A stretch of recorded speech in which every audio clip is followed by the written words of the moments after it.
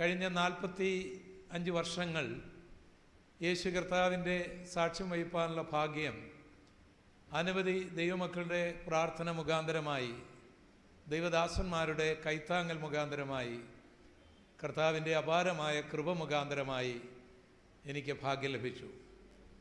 ഒരു പാവപ്പെട്ട ഹൈന്ദവ ഭവനത്തിലാണ് ഞാൻ ജനിച്ചു വളർന്നത്. എൻ്റെ വീട് കേരളത്തിൻ്റെ കിഴക്കേറ്റമായ ഇടുക്കി ഡിസ്ട്രിക്റ്റിൽ കൊച്ചറ എന്ന് പറയുന്ന മനോഹരമായ ഒരു ഗ്രാമപ്രദേശത്തിലാണ്. ഒരു കാലത്ത് ബൈബിൾ തെറ്റാണെന്ന് തെളിയിക്കുവാൻ പരിശ്രമിച്ച് പരാജയപ്പെട്ട ഗോപാലകൃഷ്ണനായ എന്നെ ഈ ബൈബിൾ തന്നെ കരങ്ങളിൽ എടുപ്പിക്കുവാൻ ദൈവത്തിന് കരുണ തോന്നി.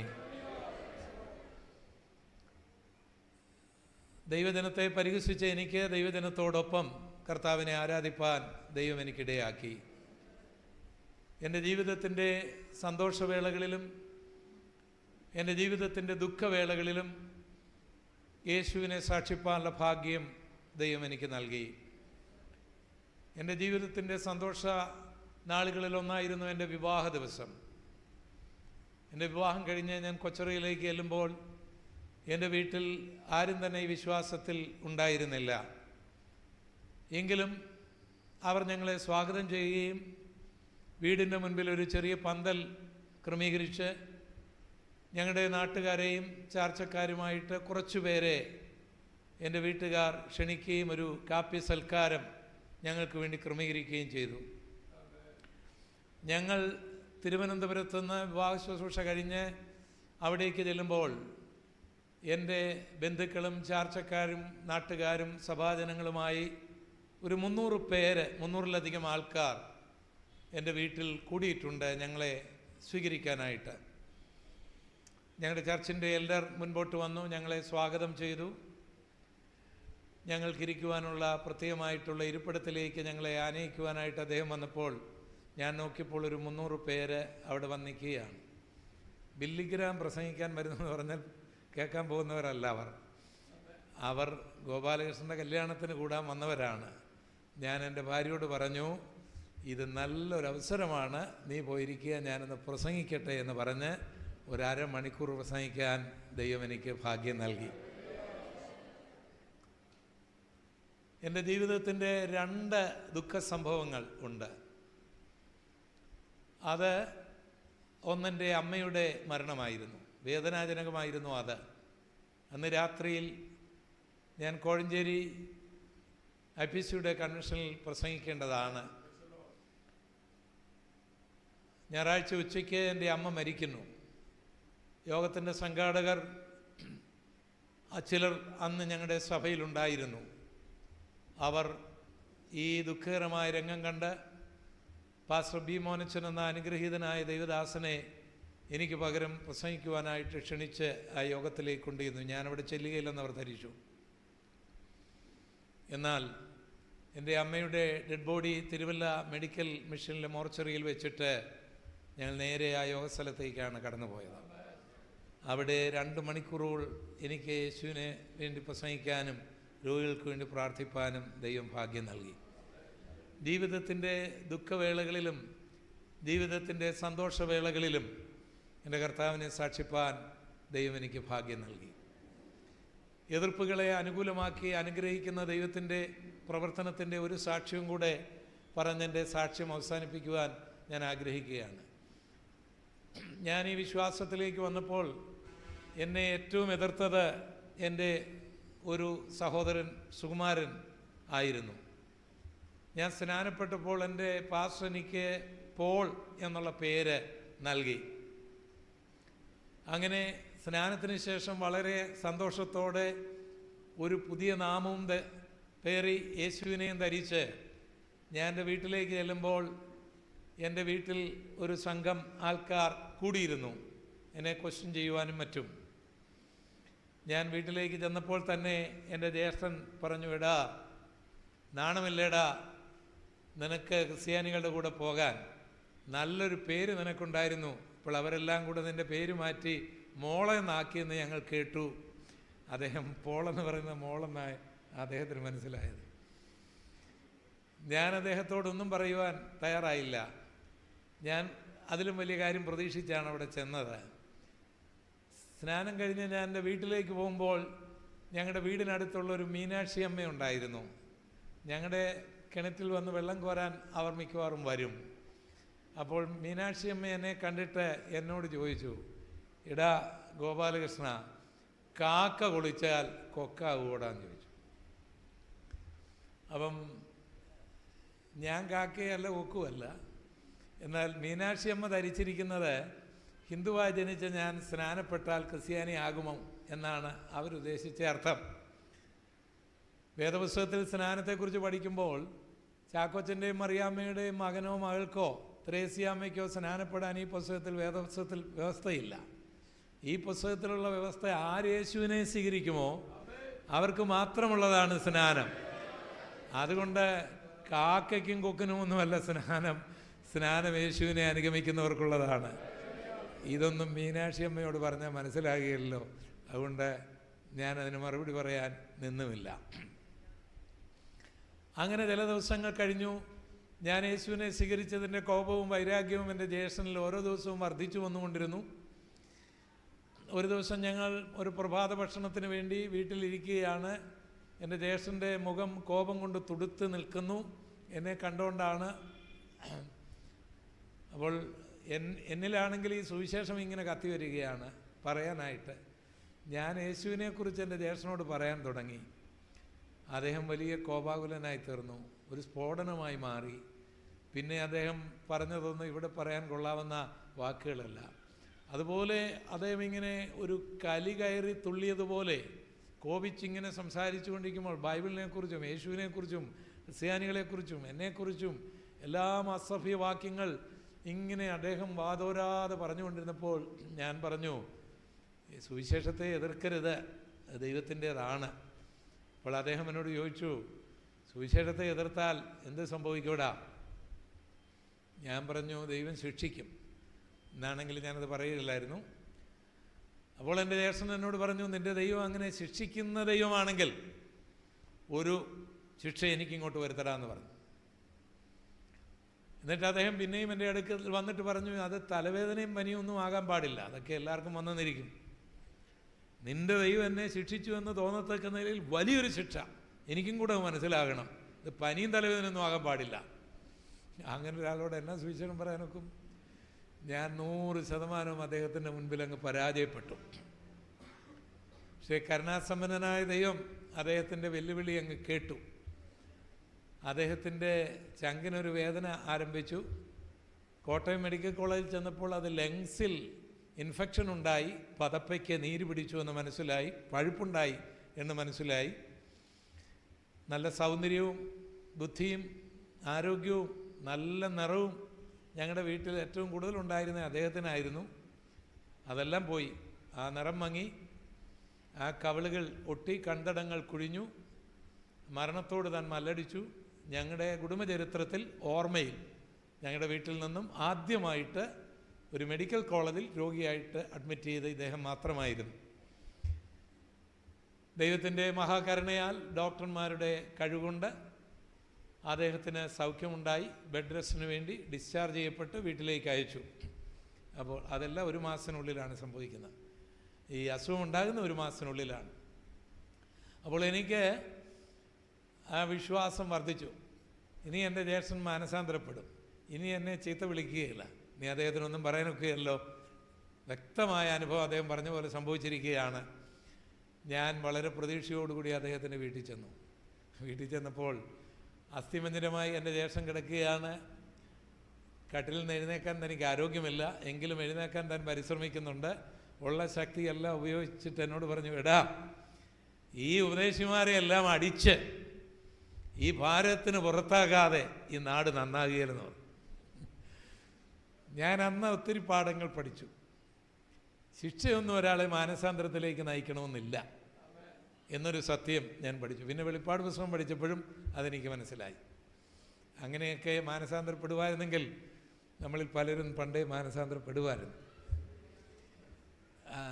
ക്രൂശിലെ സ്നേഹമാണ് ജീവിതങ്ങളെ ഏതൊൽ കാലങ്ങളിലും രൂപാന്തരപ്പെടുത്തുക. അതൊരു പരമസത്യമാണ്. ഏതായാലും എൻ്റെ ജ്യേഷ്ഠനോടൊന്നും പറയുവാൻ ഞാൻ തയ്യാറായില്ല. ഞാൻ എൻ്റെ ഹൃദയത്തിൽ പ്രാർത്ഥിച്ചിട്ട് വേദനയോടുകൂടി കടന്നുപോയി. ഏതായാലും എൻ്റെ ജ്യേഷ്ഠൻ്റെ രോഗം കുറഞ്ഞു. അപ്പോഴേക്കും തന്നെ മകൾക്ക് രോഗമായി, മകൻ്റെ രോഗം കുറഞ്ഞു, പിന്നെ മകന് രോഗമായി. ഇങ്ങനെ രോഗം മാറാതെ വന്നപ്പോൾ തൻ്റെ ഒരു സ്നേഹിതൻ വന്ന് പറഞ്ഞു, സുകുമാര, നിൻ്റെ വീട് പണിതിരിക്കുന്നത് തച്ചുശാസ്ത്രപ്രകാരമല്ല, അതാണ് ഈ പ്രശ്നം. ഇവിടെ കിടന്നാൽ നീ ചത്തുപോകുന്നു. അതാണല്ലോ ലോകത്തിൻ്റെ ആശ്വാസം. താൻ അതങ്ങ് വിശ്വസിച്ചു. എന്നിട്ട് പറഞ്ഞു, ഗ്രഹനിലയും മോശമാണ്, ശനിദശയാണിപ്പോൾ, അതുകൊണ്ട് ജീവൻ വേണമെങ്കിൽ ഇത് വിറ്റിട്ട് എങ്ങോട്ടേലും പൊക്കോളാൻ പറഞ്ഞു. അദ്ദേഹം അത് പൂർണ്ണമായി വിശ്വസിച്ചു. ഞാനിത് കേട്ടപ്പോൾ ഓർത്തു, എൻ്റെ ദൈവമേ, ശനിദശ എന്ന് പറയുന്ന ഒരു ദശയിലും എൻ്റെ ജ്യേഷ്ഠൻ്റെ അസ്ഥിയിലുണ്ടായിരുന്നെങ്കിൽ എത്രയോ നല്ലതായിരുന്നെന്ന് ഞാൻ ആഗ്രഹിച്ചു പോയി. അത്രമാത്രം താൻ ഉണങ്ങിപ്പോയിരുന്നു. ഏതായാലും എൻ്റെ ജ്യേഷ്ഠൻ ആ വീടും സ്ഥലവും വിറ്റു. റോഡ് സൈഡിലായിരുന്നു തനിക്ക് വീടും സ്ഥലവും ഉണ്ടായിരുന്നതാണ്. വാങ്ങിയത് ഉപദേശിയെ താമസിപ്പിക്കാനായിരുന്നു. അത് താൻ അറിഞ്ഞിരുന്നില്ല. അസംസ് ഓഫ് ഗോഡ് എന്ന പെന്തക്കോസ് പ്രസ്ഥാനം എൻ്റെ ജ്യേഷ്ഠൻ്റെ വീട് മേടിച്ച് ആ പഴയ വീടെല്ലാം ഇടിച്ചു പൊളിച്ച് ദൂരെ കളഞ്ഞിട്ട് അവർ നല്ലൊരു പാഴ്സനേജും നല്ലൊരു സഭാഗോളും അവിടെ പണിത് എൻ്റെ ജ്യേഷ്ഠൻ സുകുമാരൻ ഉപദേശിമാരെ ഓടിക്കണമെന്ന് പറഞ്ഞ ആ വീട്ടിൽ ഉപദേശിമാർ വന്ന് ഭാരതത്തിൻ്റെ നന്മയ്ക്കായി പ്രാർത്ഥിക്കാനും ആരാധിക്കാനും തുടങ്ങി. ഈ ദൈവമാണ് നമ്മുടെ ദൈവം. നമ്മുടെ ദൈവം ബൈബിൾ വിരോധിയെയും സുവിശേഷ വിരോധിയുടെയും തലയിൽ ഇടിവെട്ടിക്കുന്നവനല്ല, മിസൈൽ അയക്കുന്നവനല്ല. അതിന് പകരം അവനെ ബൈബിള് പിടിപ്പിച്ച് ഉപദേശിയാക്കുന്നവനാണ് നമ്മുടെ ദൈവം. കരമടിച്ച് നമുക്ക് ദൈവത്തെ സ്തുതിക്കാം.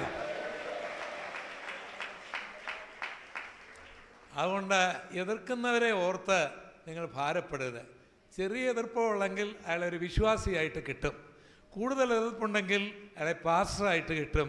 അല്പം കൂടെ കൂടുതലാണെങ്കിൽ ഒരു സെൻട്രൽ പാസ്റ്ററെ തന്നെ അദ്ദേഹത്തിൽ നമുക്ക് കാണാൻ കഴിയും. ഈ മർമ്മം അവരോട് പറയരുത്, പറഞ്ഞാൽ ഉപദ്രവം കുറച്ച് കളയും. ഏതായാലും വർഷങ്ങൾ പിന്നെയും കഴിഞ്ഞു. എൻ്റെ ജ്യേഷ്ഠൻ പോയി പുതിയ സ്ഥലമൊക്കെ മേടിച്ചെങ്കിലൊന്നും രക്ഷപ്പെട്ടില്ല. കൊമളിക്കടുത്ത് വാഴവീടെന്ന് പറയുന്ന ഒരു തോട്ടം മേഖലയിലേക്ക് എൻ്റെ ജ്യേഷ്ഠൻ പോകുകയാണ്. ജീവിതമാർഗമെല്ലാം തകർന്നു. ബുദ്ധിയും ബിസിനസ് വൈഭവവും ഒക്കെ ഉണ്ടായിരുന്ന എൻ്റെ ജ്യേഷ്ഠൻ എല്ലാ മേഖലയിലും തകർന്ന തരിപ്പണമായി. ഞാനിപ്പോഴും ഓർക്കുന്നു, ഇന്നേക്കൊരു 55 വർഷം മുൻപ് ഞങ്ങളുടെ ഹൈ റേഞ്ചിൽ റേഡിയോ ഒന്നും ഇല്ലാതിരുന്ന കാലത്ത് തമിഴ്നാട്ടിൽ നിന്ന് പോയി ഒരു റേഡിയോ മേടിച്ചു. ഒറ്റ ബാൻഡിൻ്റെ ഒരു റേഡിയോ, ഷോർട്ട് വേവോ മറ്റു വേവുകളെക്കുറിച്ചോ ഇലക്ട്രോണിക്സിൻ്റെ ഒന്നും അറിയാത്ത അദ്ദേഹം വലിയ ആയ പോലുള്ള ഏരിയയിലൊക്കെ ഉണ്ടാക്കി ഈ ഒരു ബാൻഡുള്ള ഈ റേഡിയോ തന്നെ ഷോർട്ട് വേവിൽ പാട്ട് കേൾക്കുന്നത് ഞാൻ കണ്ടിട്ടുണ്ട്. അത്ര ബുദ്ധിയൊക്കെ അദ്ദേഹത്തിനുണ്ടായിരുന്നു. പക്ഷേ സുവിശേഷത്തെ എതിർത്തത് തുടങ്ങി അദ്ദേഹം കീഴ്ഗതിയിലേക്ക് പോകുകയായിരുന്നു. അങ്ങനെ 14 വർഷം അദ്ദേഹം എതിർത്തു. 14 വർഷത്തിന് ശേഷം അദ്ദേഹം ഒരു ആരാധന കേന്ദ്രത്തിൽ പോയി മടങ്ങി വരുമ്പോൾ ഇപ്പോൾ ഞങ്ങൾ താമസിക്കുന്ന മുണ്ടിയപ്പള്ളിയിൽ അദ്ദേഹവും തൻ്റെ ഭാര്യയും കുഞ്ഞുങ്ങളും കൂടെ നടന്നു വരുന്നത് ഞാൻ കണ്ടു. ഞാൻ ഒന്നുകൂടെ നോക്കിയത് ആരാണ്, എൻ്റെ ജ്യേഷ്ഠൻ തന്നെയാണോ? അവസാനം എനിക്ക് മനസ്സിലായത് എൻ്റെ ജ്യേഷ്ഠൻ തന്നെ. അന്ന് രാത്രിയിൽ ഞാൻ തീരുമാനിച്ചു, ഈ ജ്യേഷ്ഠനോട് സുവിശേഷം പറയുന്നില്ല. പറയുമ്പോഴാണല്ലോ വഴക്ക്. ഞങ്ങൾ ഭക്ഷണമൊക്കെ കഴിച്ചു, നാട്ടുകാരും വീട്ടുകാരും എല്ലാം പറഞ്ഞു. പക്ഷേ എൻ്റെ മനസ്സിങ്ങനെ വേദനപ്പെടുകയാണ്. ഒരു നല്ല മീൻപിടുത്തക്കാരൻ്റെ മുമ്പിൽ ഒരു മീൻ വന്നാൽ ഇങ്ങനെ അയാൾ നോക്കിക്കൊണ്ടിരിക്കും. ഒരു വേട്ടക്കാരൻ്റെ മുൻപിൽ ഒരു മ്ലാവ് വന്ന് നിന്നാൽ അവനിങ്ങനെ സന്തോഷിച്ചുകൊണ്ട് നിൽക്കുമോ? ഒരു സുവിശേഷകൻ്റെ മുമ്പിൽ ഒരുത്തനെ കിട്ടിയാൽ അവന് മിണ്ടാതിരിക്കാൻ ഒക്കുമോ? എന്തിനേറെ ഞാൻ 2 ചോദ്യങ്ങൾ എൻ്റെ ജ്യേഷ്ഠനോട് ചോദിച്ചു. അന്ന് രാത്രിയിൽ ഞങ്ങൾ ഉറങ്ങാനും പോയി. രാവിലെ ഞങ്ങൾ ആരാധനാലയം തുറന്ന് ഞാനിങ്ങനെ പ്രാർത്ഥിച്ചുകൊണ്ടിരിക്കുമ്പോൾ ആരോ എൻ്റെ മുമ്പിൽ നിൽക്കുന്നു. ഞാൻ കണ്ണ് തുറന്ന് നോക്കിയപ്പോൾ എൻ്റെ ജ്യേഷ്ഠൻ സുകുമാരനാണ്. എൻ്റെ കണ്ണുകൾ നിറഞ്ഞിരുന്നു. അദ്ദേഹം എന്നോട് ചോദിച്ചു, സഹോദര, യേശുവിനെ എങ്ങനെയാണ് സ്വീകരിക്കേണ്ടത്? എൻ്റെ കാതുകൊണ്ട് കേട്ടത് കൊണ്ട് ഞാനങ്ങത് വിശ്വസിച്ചു. ഞാൻ പിന്നെ നോക്കി, ഇതെൻ്റെ ആഗ്രഹമാണോ, ഇതിൻ്റെ സ്വപ്നമാണോ, അല്ല യാഥാർത്ഥ്യമാണ്. ഞാൻ അദ്ദേഹത്തോട് മുട്ടുകുത്താൻ പറഞ്ഞു. അദ്ദേഹം ഒരു കുട്ടിയെപ്പോലെ എൻ്റെ മുൻപിൽ മുട്ടുകുത്തി. ഞാൻ പറഞ്ഞു, ദൈവമേ, ഞാൻ പാപിയാണ്, യേശുവേ, അങ്ങനെക്ക് വേണ്ടി മരിച്ചു, ഞാനിത് വിശ്വസിക്കുന്നു, അങ്ങേ എൻ്റെ രക്ഷിതാവും കർത്താവുമായി സ്വീകരിക്കുന്നുവെന്ന് ദൈവത്തോട് പറയാൻ പറഞ്ഞു. അതേ നിലവിളിയോടെ, ദൈവമേ, ഞാൻ പാപിയാണ്, യേശു എനിക്ക് വേണ്ടി മരിച്ചുവെന്ന് ഞാൻ വിശ്വസിക്കുന്നു, യേശുവേ എൻ്റെ ഹൃദയത്തിലേക്ക് വരണമേ എന്ന് താനിങ്ങനെ പറയുമ്പോൾ ഞാൻ അദ്ദേഹത്തിൻ്റെ മുഖത്ത് പ്രകാശം കണ്ടു. യേശു അദ്ദേഹത്തിൻ്റെ ഹൃദയത്തിലേക്ക് വരുന്നത് ഞാൻ അനുഭവിച്ചു. അദ്ദേഹത്തിൻ്റെ ജീവിതത്തിൻ്റെ സമസ്ത മേഖലകളുമുള്ള മാറ്റം ഞാൻ എൻ്റെ കണ്ണുകൊണ്ട് കാണുകയാണ്, ഞാൻ എൻ്റെ ആത്മാവിൽ അനുഭവിക്കുകയാണ്. എൻ്റെ ജ്യേഷ്ഠനും അത് അനുഭവിക്കുകയായിരുന്നു. ഈ ദൈവമാണ് നമ്മുടെ ദൈവം, ഈ കർത്താവാണ് നമ്മുടെ ദൈവം. തീർന്നില്ല. അദ്ദേഹത്തോട് സ്നാനപ്പെടാനൊന്നും ഞാൻ പറഞ്ഞില്ല. പക്ഷേ ബൈബിൾ വായിച്ചപ്പോൾ അദ്ദേഹത്തിന് സ്നാനപ്പെടണമെന്ന് തോന്നി. താൻ സ്നാനപ്പെടാൻ തീരുമാനിച്ചു. എൻ്റെ ജ്യേഷ്ഠത്തി വളരെ ശാന്ത സ്വഭാവമുള്ള ഒരാളാണ്. അന്നിനും എൻ്റെ ജ്യേഷ്ഠൻ്റെ കഷ്ടതകളിലെല്ലാം കൂടെ നിന്ന ഒരാളാണ് എൻ്റെ ജ്യേഷ്ഠത്തി. പക്ഷെ സ്നാനപ്പെടുന്നു എന്ന് കേട്ടപ്പോൾ എൻ്റെ ജ്യേഷ്ഠത്തിക്ക് പ്രശ്നമായി. എൻ്റെ ജ്യേഷ്ഠന് 2 പെൺമക്കളും 2 ആൺമക്കളുമാണ്. മൂത്ത മകളുടെ വിവാഹത്തിൻ്റെ ഒരു ആലോചന നടക്കുകയാണ്. കുവൈറ്റിൽ ജോലിയുള്ള ഒരു പയ്യൻ, ഞങ്ങളുടെ ഏകദേശം അയൽവാസി. അപ്പോൾ ആ കാലങ്ങളിലൊക്കെ ഗൾഫിൽ ഉള്ളൊരു മരുമകനെ കിട്ടുക ഞങ്ങളെപ്പോലുള്ള സാധാരണ വീട്ടുകാർക്ക് ഒരു പ്രതീക്ഷയാണ്. അപ്പോൾ എൻ്റെ ജ്യേഷ്ഠത്തിക്ക് അതൊരു വലിയ ആഗ്രഹമായിരുന്നു ആ കല്യാണം നടക്കണമെന്ന്. അതുകൊണ്ട് എൻ്റെ ജ്യേഷ്ഠത്തി പറഞ്ഞു, നമ്മുടെ കുഞ്ഞിൻ്റെ കല്യാണാലോചന നടക്കുകയാണ്, അതുകൊണ്ട് ഈ സമയത്ത് നിങ്ങൾ പോയി സ്നാനപ്പെടരുത്, കല്യാണം നടക്കുകയില്ല. അപ്പോൾ എൻ്റെ ജ്യേഷ്ഠൻ പറഞ്ഞു, മകളുടെ കല്യാണം നടക്കും, അതിനെക്കുറിച്ച് നീ ഭാരപ്പെടേണ്ട, ഞാനതായാലും സ്നാനപ്പെടാൻ പോവുകയാണ്. അപ്പോൾ എൻ്റെ ജ്യേഷ്ഠത്തി പറഞ്ഞു, അങ്ങനെ ഒരു കടുംപിടുത്തം നിങ്ങൾ എടുക്കുകയാണെങ്കിൽ നിങ്ങളുടെ കഷ്ടതയിലും പ്രയാസങ്ങളിലുമൊക്കെ ഞാൻ കൂടെ നിന്ന ആളാണല്ലോ, ഞാനിതുവരെ എതിർത്തിട്ടില്ലല്ലോ, മോടെ കാര്യത്തിന് വേണ്ടിയാണല്ലോ ഞാനിത് പറഞ്ഞത്, നിങ്ങളങ്ങനെ ചെയ്യുകയാണെങ്കിൽ സ്നാനപ്പെട്ട് വരുമ്പോൾ എൻ്റെ ശവം മാത്രമേ കാണൂ എന്ന് പറഞ്ഞു. എൻ്റെ ദേശം മാനസാന്തരപ്പെട്ടപ്പോൾ ഒരു ശരിയായ മാനസാന്തരമായിരുന്നു പെട്ടത്. അതുകൊണ്ട് എൻ്റെ ദേശം പറഞ്ഞു, ഞാൻ നിന്നെ ഉപേക്ഷിക്കുന്നില്ല, വേറെ വാൻ കഴിക്കുന്നില്ല, നിനക്ക് വേണമെങ്കിൽ കഴിച്ചാൽ ആരും ഇവിടെ ചോദിക്കാനൊന്നുമില്ല, എന്നാൽ അതൊന്നും ഞാൻ ചെയ്യാൻ പോകുന്നില്ല, യേശുവിനെ സ്വീകരിച്ചു, സ്നാനപ്പെടുന്നു, അതേ ഉള്ളൂ. അതുകൊണ്ട് നിനക്ക് ആത്മഹത്യ ചെയ്യണമെങ്കിൽ ഒരു പെർമിഷൻ എനിക്ക് തരണം, അതിതാണ് ശവടക്ക് സ്നാനം കഴിഞ്ഞേ നടത്തും എന്ന് പറഞ്ഞിട്ട് പുള്ളി സ്നാനപ്പെടാൻ ഇങ്ങ് വന്നു. ആണുങ്ങളാണെങ്കിൽ അങ്ങനെ ആയിരിക്കണം. ഒന്നുകൂടെ സ്വതന്ത്രം ചെയ്താട്ടെ. 3 പ്രശ്നങ്ങൾ എൻ്റെ ജ്യേഷ്ഠനുണ്ടായിരുന്നു. ഒന്ന്, തനിക്കൊരല്പം ഏലക്കാടുണ്ട്. ഏലക്കാട്ടിൽ ഈ ഏലക്ക പറിക്കാൻ ആൾക്കാർ വരുന്ന സമയത്ത് മുതലാളി ഉടമസ്ഥന്മാർ അതിൻ്റെ ചോട്ടിൽ നിന്ന് മാറുകയില്ല, വിലയുള്ള സാധനമായത്. 2, എൻ്റെ ജ്യേഷ്ഠൻ്റെ മകളുടെ വിവാഹാലോചന. 3, എൻ്റെ ജ്യേഷ്ഠത്തി ആത്മഹത്യ. ഈ 3 കാര്യങ്ങൾ മുൻപിൽ നിൽക്കുമ്പോഴാണ് എൻ്റെ ജ്യേഷ്ഠൻ സ്നാനപ്പെടാനായിട്ട് എൻ്റെ അടുക്കിലേക്ക് തന്നെ വന്നത്. ഞാൻ സ്നാനപ്പെട്ട് വരുമ്പോൾ എന്നെ കളിയാക്കിയ എൻ്റെ ജ്യേഷ്ഠൻ 2 കരങ്ങളും കൂപ്പി സ്നാനപ്പെടാൻ എൻ്റെ അടുക്കിലേക്ക് വന്നു. ഞാൻ അദ്ദേഹത്തെ പിതാവിൻ്റെയും പുത്രൻ്റെയും പരിശുദ്ധാത്മാവിൻ്റെയും നാമത്തിൽ സ്നാനപ്പെടുത്തി. നിന്റെ ശുശ്രൂഷയ്ക്കെതിരായി പരിഹസിക്കുന്നവരെ വെടിവെക്കുന്നവനല്ല ദൈവം, അവനെ നിന്റെ കണ്ണിൻ്റെ മുൻപിൽ നിന്റെ കൈ കീഴിൽ കൊണ്ടുവരുന്നവനാണ് നമ്മുടെ ദൈവം. സ്നാനപ്പെട്ടതിന് ശേഷമാണ് ജ്യേഷ്ഠൻ ഈ കാര്യം പറഞ്ഞത്. കാരണം താൻ ബുദ്ധിമാനായിരുന്നു, ഞാൻ അനുജനാണല്ലോ. ഇങ്ങനൊരു സംഭവം നടക്കുന്നുവെന്ന് കേട്ടാൽ ഒരുപക്ഷെ ഞാൻ അദ്ദേഹത്തെ സ്നാനപ്പെടുത്തുകയില്ലയോ എന്നുള്ള ഭയമായിരുന്നു താൻ പറയാതിരുന്നത്. സ്നാനപ്പെട്ടതിന് ശേഷം വീട്ടിൽ നടന്ന സംഭവം എന്നോട് പറഞ്ഞു. എന്നെ അത് ഭയപ്പെടുത്തി.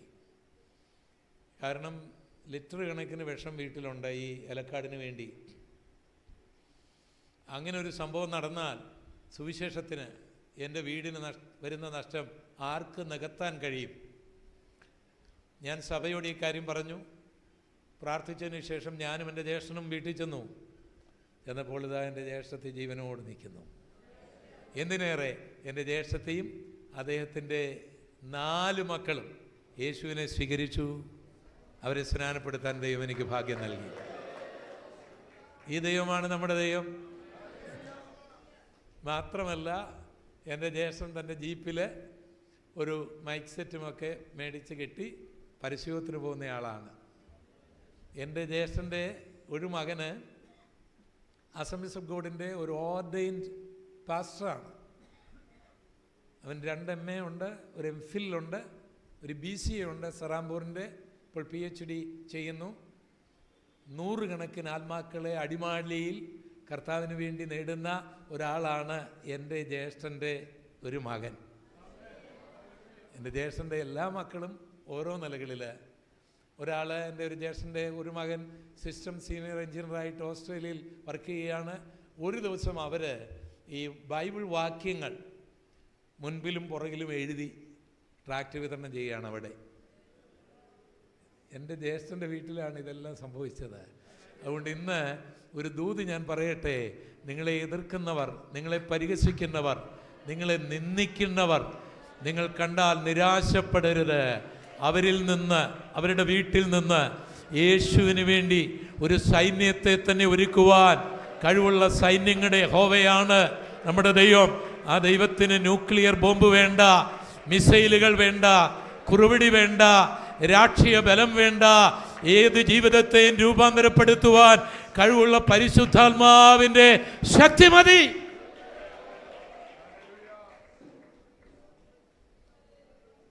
ദൈവം ധാരാളമായി നമ്മളെ ഓരോരുത്തരെയും അനുഗ്രഹിക്കുമാറാകട്ടെ. എൻ്റെ ജീവിതാനുഭവങ്ങൾ അടങ്ങിയ അപമാനങ്ങളിൽ മറഞ്ഞിരുന്ന ആത്മകഥ എന്നൊരു പുസ്തകം ഞാനിവിടെ കൊണ്ടുവന്നിട്ടുണ്ട്. ഒരു പക്ഷേ കുറച്ച് കോപ്പികൾ ഉണ്ടാകും. എൻ്റെ സ്നേഹിതൻ രാജു പുറകിൽ കൊടുക്കുന്നുണ്ട്.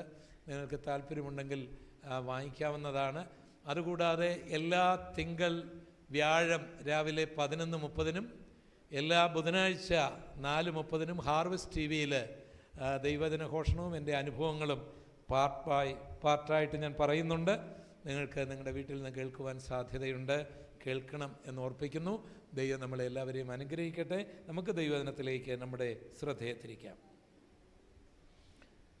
ഉൽപ്പത്തി പുസ്തകം 1-ാം അധ്യായത്തിൻ്റെ 9 മുതലുള്ള വാക്യങ്ങൾ ഞാനിവിടെ വായിക്കുന്നു. ദൈവം ആകാശത്തിന് കീഴുള്ള വെള്ളം ഒരു സ്ഥലത്ത് കൂടട്ടെ, ഉണങ്ങിയ നിലം കാണട്ടെ എന്ന് ദൈവം കൽപ്പിച്ചു. അങ്ങനെ സംഭവിച്ചു. ഉണങ്ങിയ നിലത്തിന് ദൈവം ഭൂമിയെന്നും വെള്ളത്തിൻ്റെ കൂട്ടത്തിന് സമുദ്രമെന്നും പേരിട്ടു. നല്ലതെന്ന് ദൈവം കണ്ടു. ഭൂമിയിൽ നിന്നും പുല്ലും വിത്തുള്ള സസ്യങ്ങളും ഭൂമിയിൽ അതാത് തരം വിത്തുള്ള ഫലം കായ്ക്കുന്ന വൃക്ഷങ്ങളും മുളച്ചു വരട്ടെ എന്ന് ദൈവം കൽപ്പിച്ചു. അങ്ങനെ സംഭവിച്ചു.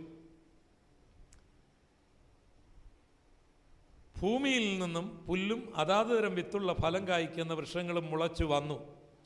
നല്ലതെന്ന് ദൈവം കണ്ടു. സന്ധ്യയായി ഉഷസ്സുമായി 3-ാം ദിവസം. ദൈവം കൽപ്പിച്ചാൽ അത് സംഭവിക്കും. മുളച്ചു വരട്ടെ എന്നവൻ കൽപ്പിച്ചാൽ ഇതുവരെയും നമ്മുടെ കണ്ണുകൊണ്ട് കാണാത്തത്, ചെവി കൊണ്ട് കേൾക്കാത്തത്, ചിലത് മുളച്ചു വരുന്നത് നമ്മുടെ കണ്ണുകൊണ്ട് കാണാൻ കഴിയും. അടുത്ത ആളിനോട് മുഖത്തേക്ക് നോക്കിയൊന്ന് പറഞ്ഞാട്ടെ, ഇന്ന് രാത്രിയിൽ ദൈവം ഞങ്ങൾക്ക് വേണ്ടി ഒരു കൽപ്പന പുറപ്പെടുവിക്കട്ടെന്ന് അടുത്തയാളിനോട് പറഞ്ഞാട്ടെ. ദൈവം നിങ്ങൾക്ക് വേണ്ടി ഒരു കൽപ്പന പുറപ്പെടുവിക്കുമാറട്ടെന്ന് ശക്തമായി പറഞ്ഞാട്ടെ. ഒരു ദൂതായി പറഞ്ഞാട്ടെ.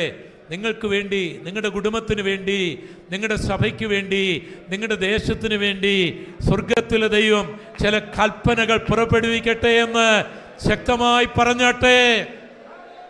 പറഞ്ഞോ? പറഞ്ഞെങ്കിൽ അടുത്തയാളിൻ്റെ മുഖത്തേക്ക് നോക്കി പറയുക, ദൈവത്തിൻ്റെ കൽപ്പനയാൽ ചിലത് മുളച്ചു വരാൻ പോകുകയാണ്. പറഞ്ഞാട്ടെ, ദൈവത്തിൻ്റെ കൽപ്പനയാൽ ചിലത് മുളച്ചു വരാൻ പോകുകയാണ്. അത് വിശ്വസിക്കുന്നവരെ കരമടിച്ച് ദൈവത്തെ ആരാധിക്കാം.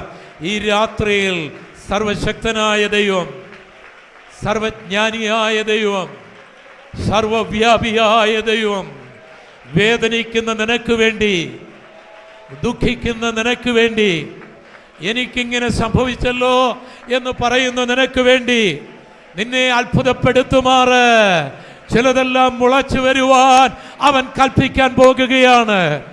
ആരെല്ലാം അതിനെതിരായി തടസ്സമുണ്ടാക്കിയാലും, ആരെല്ലാം അതിനെതിരായി ബുദ്ധിപരമായി പ്രവർത്തിച്ചാലും, അതിനെയെല്ലാം വകഞ്ഞു മാറ്റിക്കൊണ്ട് അത് തിളർത്തു വന്ന് അത് ശാഖോപശാഖകളായി മാറ്റുവാൻ ദൈവത്തിന് കഴിയും. അത് ഉണങ്ങിയ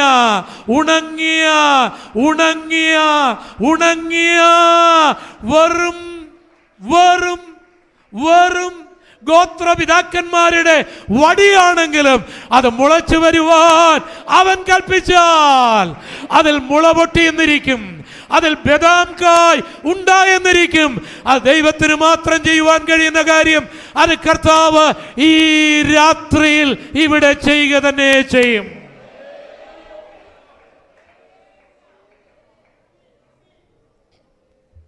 ഇവിടെ ദൈവം മൂന്നാമത്തെ ദിവസം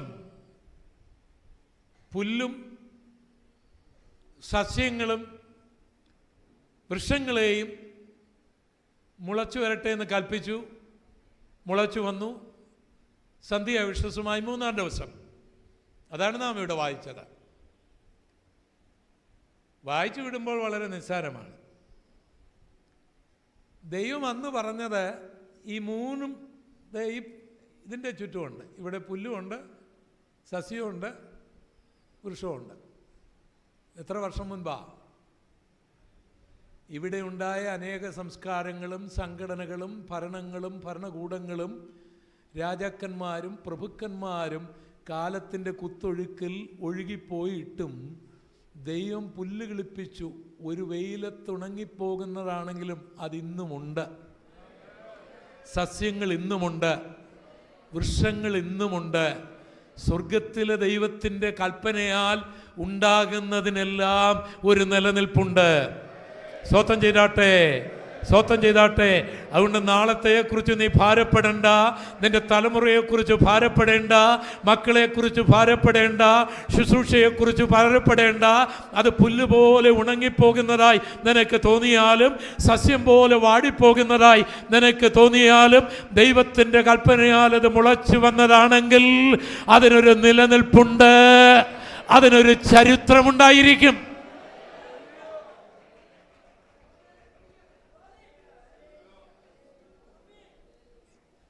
ഈ ആൾക്കാർ പറയാറില്ലേ, ചിലർ പറയാറില്ലേ, ഈ നാടൻ പോടാ പുല്ലെന്ന് പറയാറില്ലേ, ഇല്ലേ? അവന് ഈ പുല്ലിനെക്കുറിച്ച് അറിയാത്തതുകൊണ്ടാ. ആരെ? ഈ പറഞ്ഞവനെ പുല്ലിനെക്കുറിച്ച് അറിയാത്തതുകൊണ്ടാ. അവൻ ഒന്നാമതേ ദൈവത്തിൻ്റെ സൃഷ്ടിയാണ് കളിയാക്കിയെന്ന് അവൻ മനസ്സിലായില്ല, ഇല്ലേ? അല്ലായിരുന്നു പറയുമായിരുന്നോ? ഈ പറഞ്ഞവനും ദൈവത്തിൻ്റെ സൃഷ്ടിയാ, പുല്ലും ദൈവത്തിൻ്റെ സൃഷ്ടിയായിരുന്നെങ്കിൽ അവൻ പറയുമോ? ഏതൊരു ബോധം വരുന്നുണ്ടല്ലേ നമ്മൾ പറയുന്നതിലേ. കൊള്ളുന്ന ദൈവത്തിലാണ്. അപ്പോൾ ഈ പുല്ലിനെക്കുറിച്ച് അറിഞ്ഞിരുന്നെങ്കിൽ, ഈ പുല്ലുള്ളത് കൊണ്ടാണ് അമേരിക്കൻ പ്രസിഡന്റ് ഡൊണാൾഡ് ട്രംപ് ചാകാതിരിക്കുന്നത്.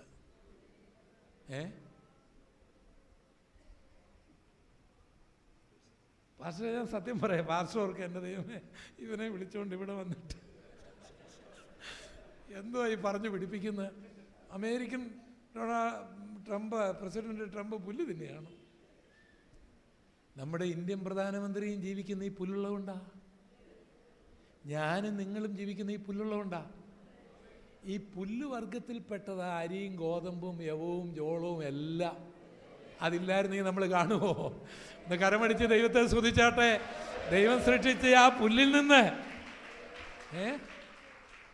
നീ കഞ്ഞി കുടിച്ചാലും അപ്പം തിന്നാലും എന്തുവാ, ഓട്സ് കഴിച്ചാലും ബിരിയാണി കഴിച്ചാലും ഫ്രൈഡ് റൈസ് കഴിച്ചാലും എല്ലാം ഈ പുല്ലിൽ നിന്നുണ്ടായതാ.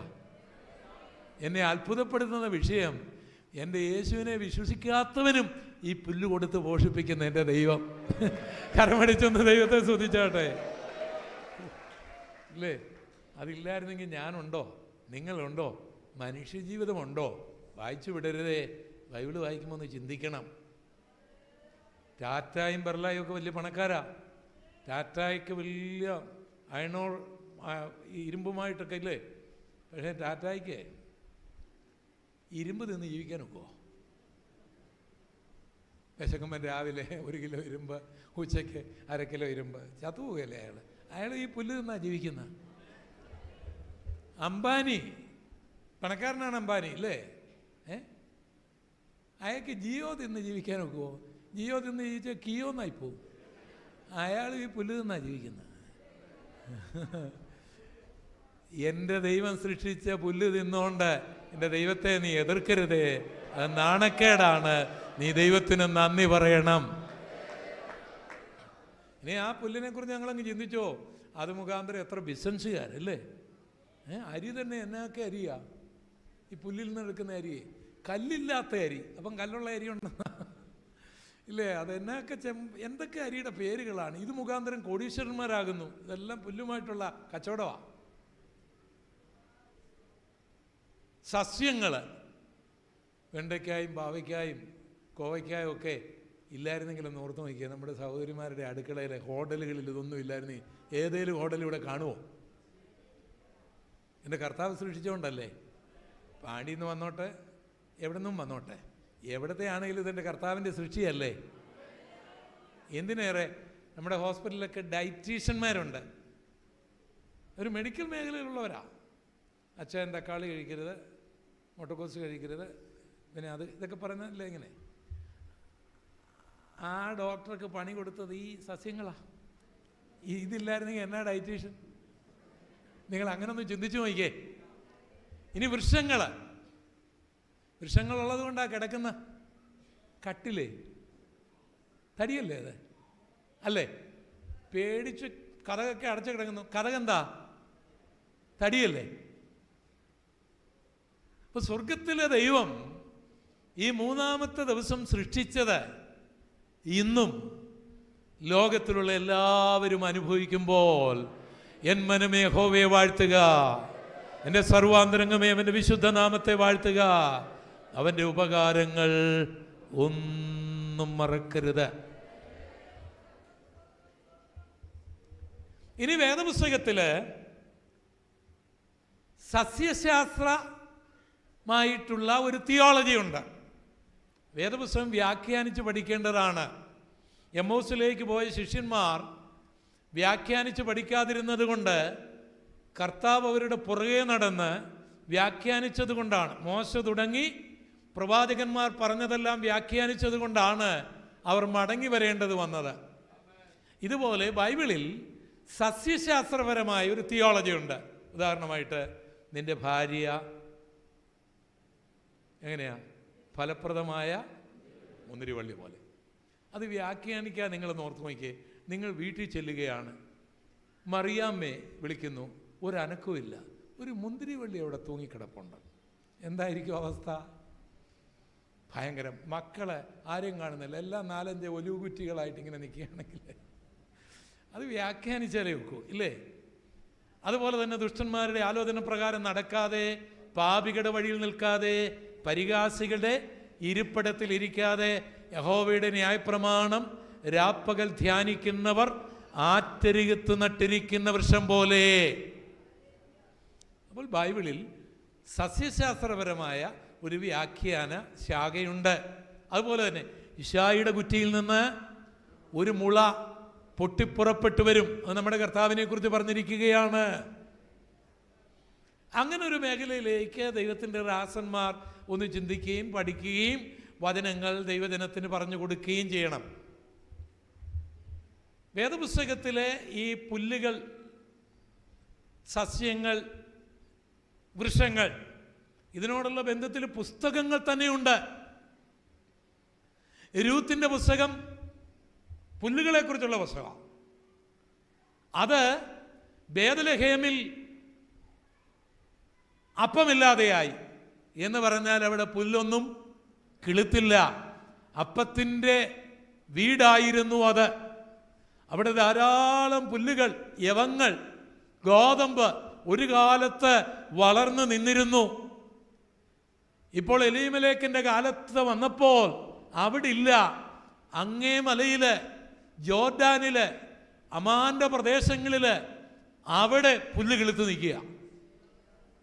അപ്പോൾ എലീമലേക്കും നോമിയും മഹ്ലോനും കില്യോനും കൂടെ പോകുക.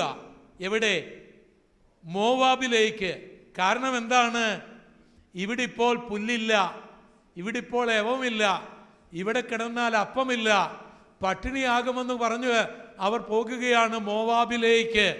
അതുകൊണ്ട് പ്രിയപ്പെട്ടവരെ, അപ്പത്തിൻ്റെ വീട്ടിൽ അപ്പമുണ്ടായിരിക്കണം, അവിടെ പുല്ല് കിളുക്കണം, അവിടെ വിതയ്ക്കുന്നവരുണ്ടാകണം, അവിടെ കലപ്പ കൊണ്ട് ഉഴുന്നവരുണ്ടാകണം.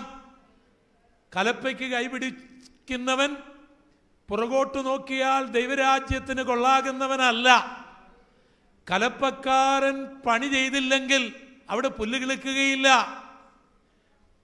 അടുത്ത വിതകാരനുണ്ട്. വിതകാരൻ കണ്ണുനീരോട് വിതയ്ക്കണം. അത് പുല്ലിനിടയിൽ വീണാലും, മുള്ളിനിടയിൽ വീണാലും, പാറയുടെ ഇടയിൽ വീണാലും, വഴിയിൽ വീണാലും, ഒരു നല്ല സ്ഥലത്തെങ്കിലും കുറച്ച് വീഴും.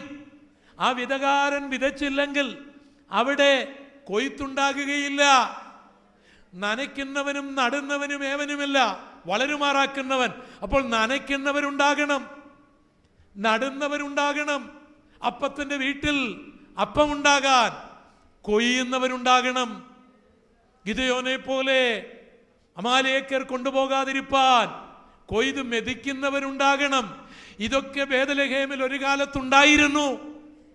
അവിടെ ഇപ്പോൾ പൂട്ടുന്നവരുമില്ല, വിതയ്ക്കുന്നവരുമില്ല, നനയ്ക്കുന്നവരുമില്ല, നടുന്നവരുമില്ല, അതുകൊണ്ട് കൊയ്യുന്നവരുമില്ല. അതുകൊണ്ട് ഇവിടുള്ള ജനങ്ങൾ മോവാബിലേക്ക് പോകുകയാണ്. നമ്മുടെ കൂട്ടായ്മയിൽ, നമ്മുടെ സഭകളിൽ ആരെങ്കിലും അവിടെയും ഇവിടെയൊക്കെ പോകുന്നെങ്കിൽ അസൂയപ്പെട്ടിട്ട് കാര്യമില്ല. നമ്മുടെ വീട്ടിലും അപ്പമുണ്ടെങ്കിൽ അവർ പോകുകയില്ലായിരുന്നു. ഇതൊന്നറിയണം. കരമടിച്ച് ദൈവത്തെ സ്തുതിക്കാം. അതുകൊണ്ട് കലപ്പക്കാരെഴുന്നേൽക്കട്ടെ. ദൈവരാജ്യത്തിന് വേണ്ടി പൂട്ടുന്ന കലപ്പക്കാർ ഉണ്ടാകട്ടെ, വിതകാരുണ്ടാകട്ടെ, നനയ്ക്കുന്നവരുണ്ടാകട്ടെ, നടുന്നവരുണ്ടാകട്ടെ, കൊയ്യുന്നവരുണ്ടാകട്ടെ. അങ്ങനെ ബേത്ലഹേമിൽ അപ്പം ധാരാളം ഉണ്ടാകട്ടെ. ഒരു നൊവോമിയും ഒരു മഹ്ലോനും ഒരു കില്യോനും ഇനി പോകുവാൻ ഒരവസരം ഞാൻ ഒരുക്കുകയില്ലെന്ന് ഞാനും നിങ്ങളും ഒരു തീരുമാനമെടുക്കട്ടെ.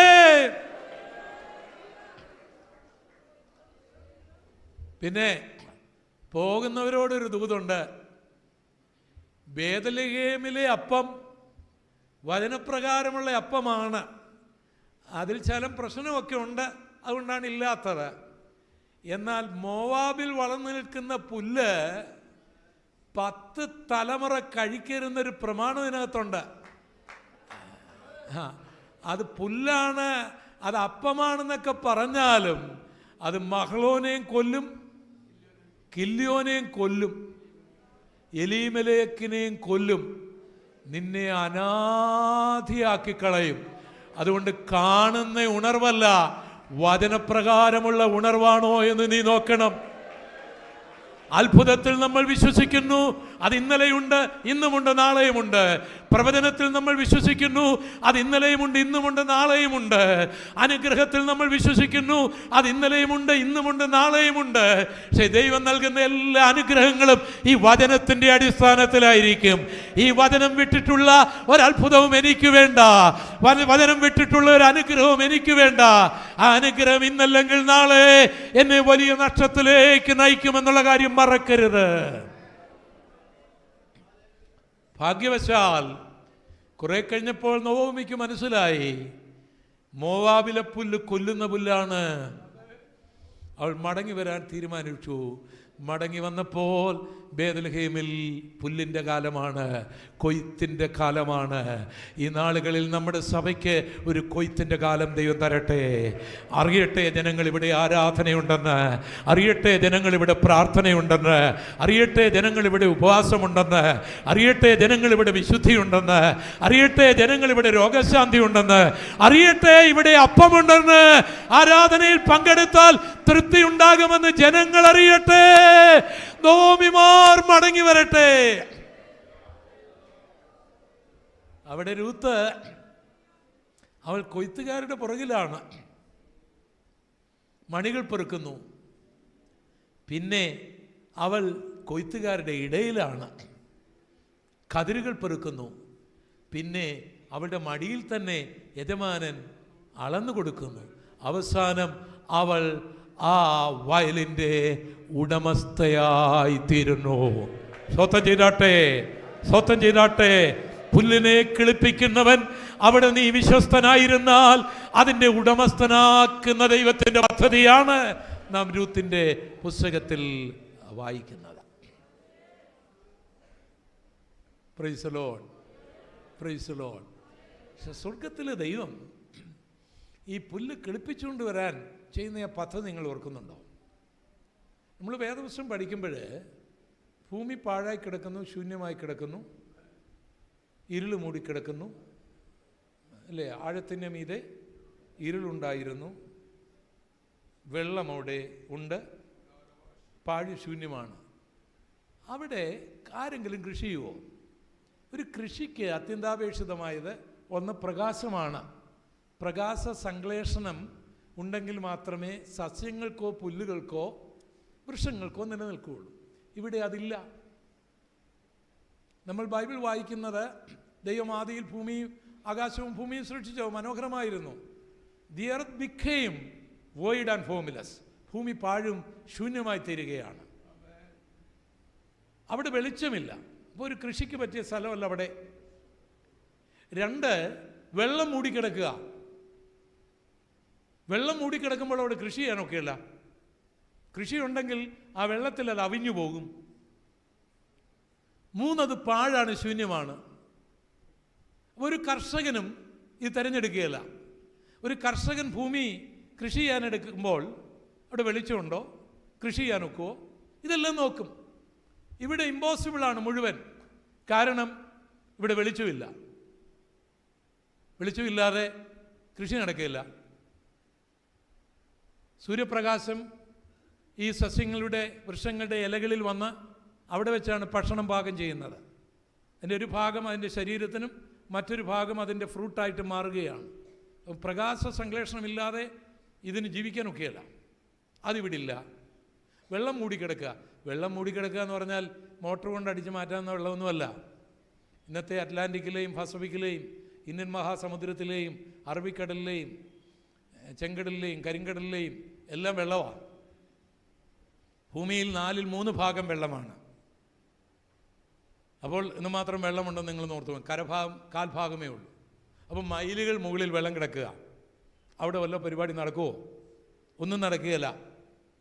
ഒന്നും നടക്കുകയില്ല അവിടെ. പിന്നെ ഭൂമി എങ്ങനെയുള്ളതാണ്? പാഴാണ്, ശൂന്യമാണ്. എഴുതിത്തള്ളും നമ്മൾ. പക്ഷെ സ്വർഗത്തിലെ ദൈവം എഴുതിത്തള്ളുകയല്ല. എത്ര ഇരുട്ടുണ്ടെങ്കിലും, എത്ര പാഴുണ്ടെങ്കിലും, എത്ര ശൂന്യതയുണ്ടെങ്കിലും അവിടെ നമുക്കൊരു കാര്യം കാണാൻ കഴിയും. പരിശുദ്ധാത്മാവിടെ വ്യാപരിക്കുന്നുണ്ട്. ബൈബിൾ പറയുന്നത് എങ്ങനെയാണ്? The spirit of God had been brooding upon the earth. എവിടെ? പാഴായ ഭൂമിയിൽ, ശൂന്യമായ ഭൂമിയിൽ, ഇരുൾ മൂടിയ ഭൂമിയിൽ, വെള്ളം മൂടിയ ഭൂമിയിൽ ദൈവാത്മാവ് പരിവർത്തിക്കുന്നു. ബൈബിളിൽ നമ്മൾ ആദ്യം കാണുന്ന അതാണ്. അവിടെ ദൈവാത്മാവ് എന്താണ് ചെയ്തുകൊണ്ടിരുന്നത്? ഉൽപ്പത്തി 1-ാം അധ്യായത്തിൻ്റെ 1, 2, 3 വാക്യങ്ങൾ.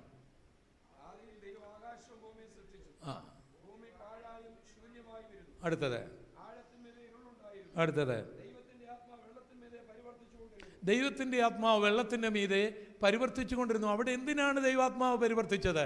അവിടെ ജീവികളില്ലല്ലോ, ജീവജാലങ്ങളില്ലല്ലോ, അവിടെ മനുഷ്യരില്ലല്ലോ, അവിടെ രോഗശാന്തി വേണ്ടല്ലോ, അവിടെ പ്രവചനം വേണ്ടല്ലോ, അവിടെ ആരും പ്രസംഗിക്കാനില്ലല്ലോ, അവിടെ ആരും ആരാധിക്കാനില്ലല്ലോ. ഇരുള് മാത്രമല്ലേ ഉള്ളൂ, പാഴ് മാത്രമേ ഉള്ളൂ, ശൂന്യത മാത്രമേ ഉള്ളൂ, വെള്ളം മാത്രമേ ഉള്ളൂ. പിന്നെ എന്ത് ബിസിനസ്സാണ് പരിശുദ്ധാത്മാവ് അവിടെ ചെയ്തത്?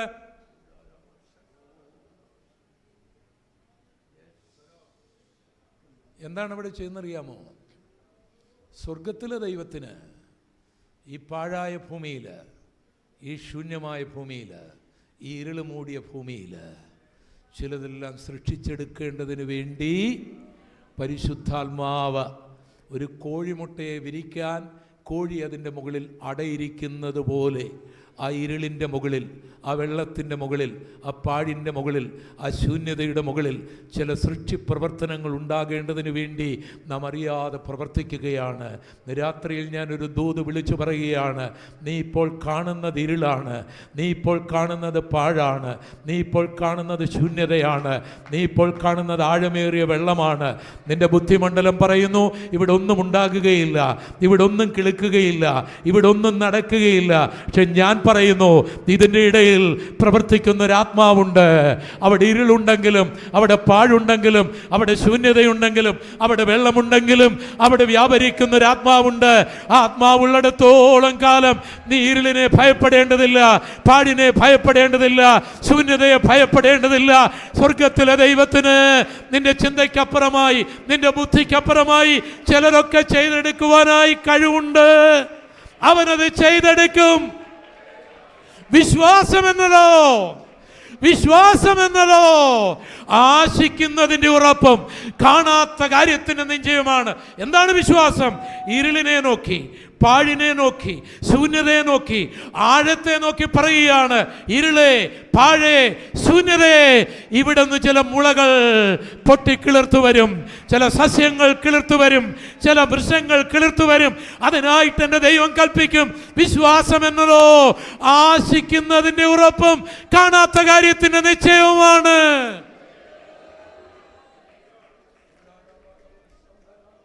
സ്വർഗത്തിലെ ദൈവം അവിടെ ചെയ്ത ആദ്യത്തെ കാര്യം, ഈ പരിശുദ്ധാത്മാവിൻ്റെ പ്രവർത്തനം കഴിഞ്ഞാൽ നമ്മൾ കാണുന്നത്, ദൈവം പറയുകയാണ്, let there be light, there was light.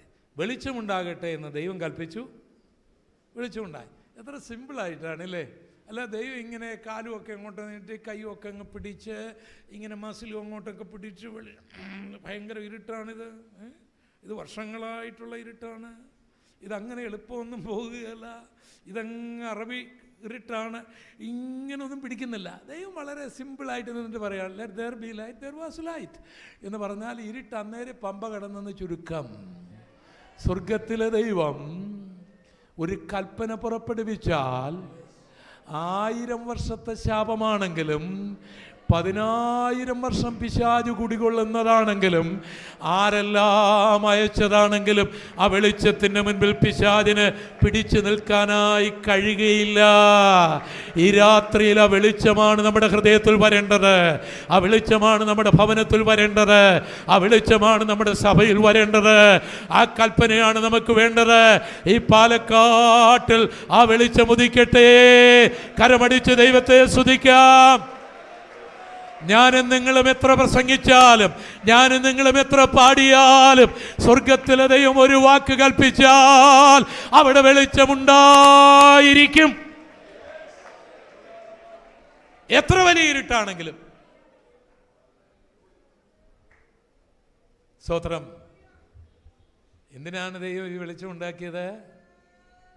3-ാമത്തെ ദിവസം കിളുത്തു വരുന്ന ജീവജാലങ്ങളുടെ ഉപജീവനം നടക്കാൻ, അടുത്ത തലമുറയ്ക്ക് വേണ്ടി ചിലത് കരുതാൻ, മാങ്ങായും ചക്കയും ഒക്കെ നമുക്ക് തിന്നാൻ തരാൻ. ഈ പ്രകാശ സംശ്ലേഷണം ഉണ്ടെങ്കിൽ ഇതൊക്കെ ഉണ്ടാകത്തുള്ളൂ. അത് 1-ാമത്തെ ദിവസം തന്നെ സൃഷ്ടിച്ചു ദൈവം. ദൈവപൈതലേ, നീ അറിയുന്നില്ല, നിനക്ക് വേണ്ടി ചിലതൊക്കെ ദൈവം സൃഷ്ടിച്ചു വെച്ചിട്ടുണ്ട്, ചിലതൊക്കെ ദൈവം കൽപ്പിച്ചു വെച്ചിട്ടുണ്ട്.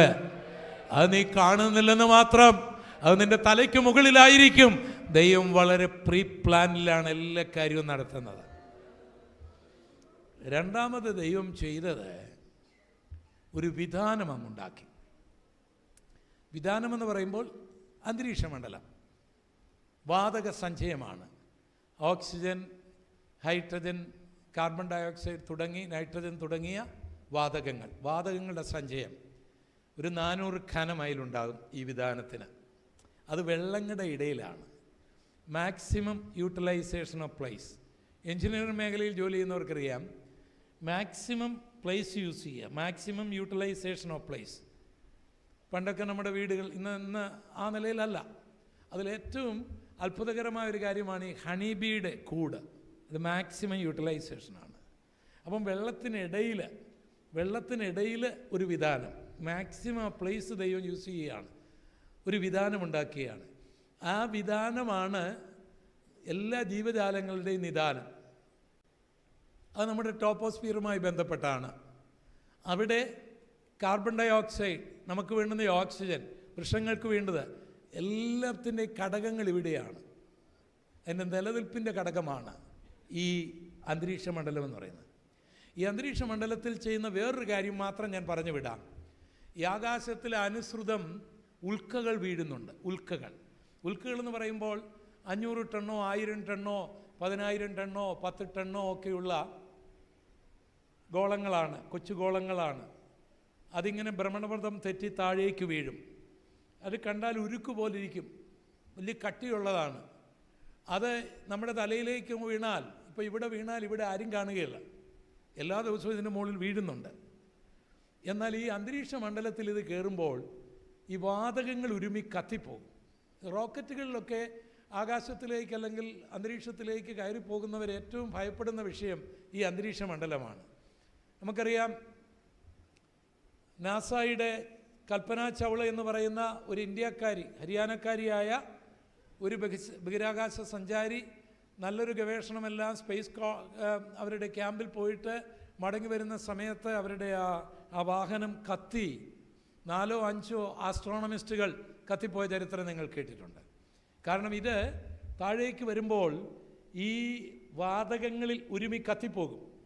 അതിനവർ പ്രത്യേകമായ ടൈൽസുകൾ ഒട്ടിക്കാറുണ്ട്. ഈ ഉൽക്കകളൊക്കെ ഇങ്ങനെ വരുമ്പോൾ അതിങ്ങനെ മുഴുവൻ ഇങ്ങോട്ട് വന്നാൽ നമ്മൾ നശിച്ചു പോകും. അത് ഇതിൽ ഉരുമിക്കളയുമ്പോൾ അത് കത്തിപ്പോകും. അല്ലെങ്കിൽ ഇവിടെ വൃക്ഷങ്ങളും സസ്യങ്ങളും കാണുകയില്ല. ഇതനുസൃതം വന്നുകൊണ്ടിരിക്കുകയാണ്. പകൽ പറക്കുന്ന അസ്രവും രാത്രിയിൽ സഞ്ചരിക്കുന്ന മഹാമാരിയും ഉച്ചയ്ക്ക് നശിപ്പിക്കുന്ന സംഹാരവും നിനക്ക് നേരെ, നിന്റെ മക്കൾക്ക് നേരെ, ചങ്കിന് നേരെ അത് വന്നപ്പോൾ അത് നിന്റെ അടുക്കൽ വരാതിരുന്നത് നിന്റെ കൈയുടെ ബലമല്ല, നിന്റെ അസ്ഥികളുടെ ബലമല്ല. സ്വർഗത്തിലെ ദൈവം സുരക്ഷിതമായിട്ട്, അവൻ പരിചയായിട്ട്, അവൻ പലകയായിട്ട്, അവൻ നിനക്കൊരു വിധാനമായിട്ട് നിന്റെ തലയ്ക്ക് മീതെ നിന്നതുകൊണ്ടാണ് നീ രാത്രിയിൽ ഇവിടെ ഇരിക്കുന്നു എന്നുള്ള കാര്യം മറക്കരുത്. അങ്ങകല വിദേശത്തുള്ള നിന്റെ മക്കൾ സുഖമായി ജീവിക്കുന്നതിൻ്റെ രഹസ്യവും നീ ഇവിടെ ഉറങ്ങിയപ്പോഴും അവരെ തകർത്ത് കളയുവാൻ വന്ന അന്ധകാരത്തിൻ്റെ ശക്തികൾ അവരെ തൊടാതെ വണ്ണം കാത്തത് ദൈവത്തിൻ്റെ ഈ പരിപാലനമാണെന്ന് നീ മറക്കരുത്.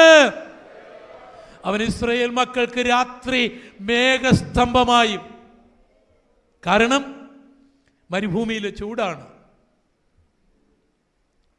ആ ചൂടിൽ അവനൊരു തണലാണ്. രാത്രിയിൽ തണുപ്പാണ്, അവൻ അഗ്നിസ്തംഭവുമായി നിൽക്കുന്നവനായൊരു ദൈവമാണ്. മൂന്നാമതായിട്ട് ദൈവം ചെയ്ത കാര്യം, ഈ വെള്ളം ദൈവം അങ്ങ് കൂട്ടി. വെള്ളം കൂട്ടിയിട്ട്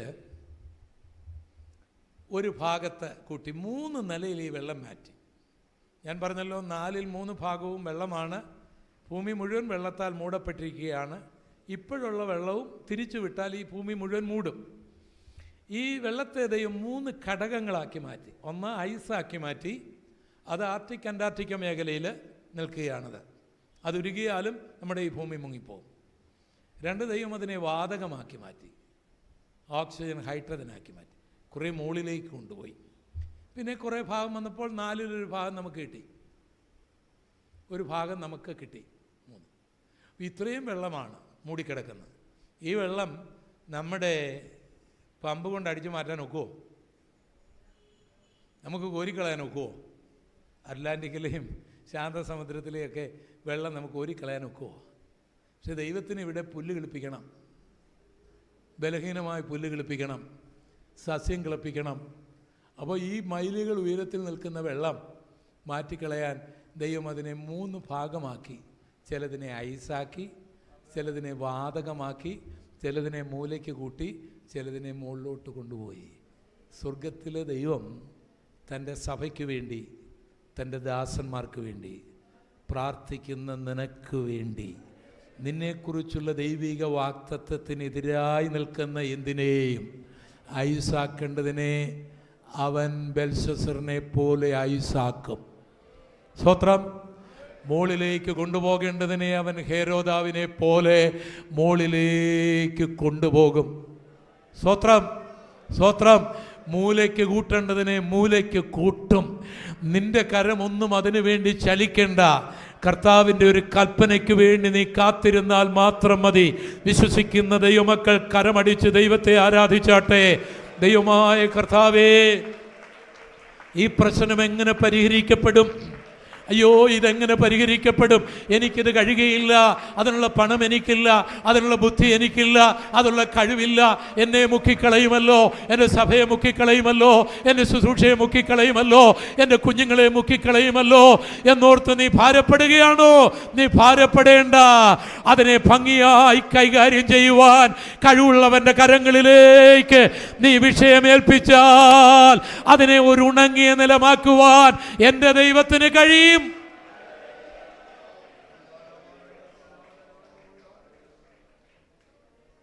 ഫറവോൻ വരികയാണോ നിന്റെ പിന്നിൽ? മുൻപിൽ ചെങ്കടലാണോ? ഇരുവശങ്ങളിലും പർവ്വതങ്ങളാണോ?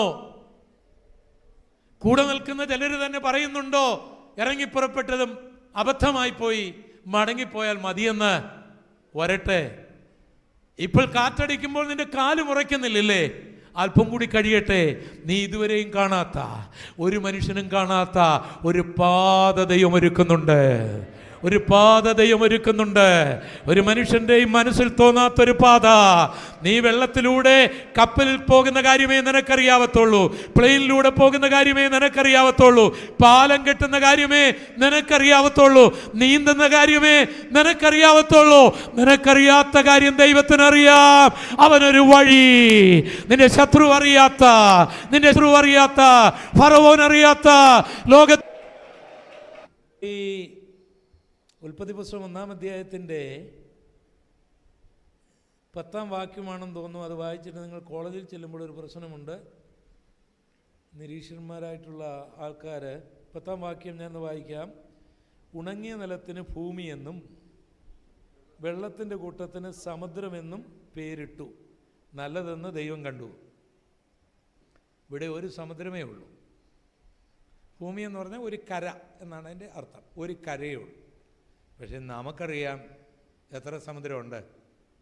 അറബിക്കടലുണ്ട് അല്ലേ, ഇന്ത്യൻ മഹാസമുദ്രമുണ്ട്, അറ്റ്ലാന്റിക്കുണ്ട് അല്ലേ, ശാന്തസമുദ്രമുണ്ട്, ചെങ്കടലുണ്ട്, കരിങ്കടലുണ്ട്, ചാവുകടലുണ്ട്, ഗലീലക്കടലുണ്ട്.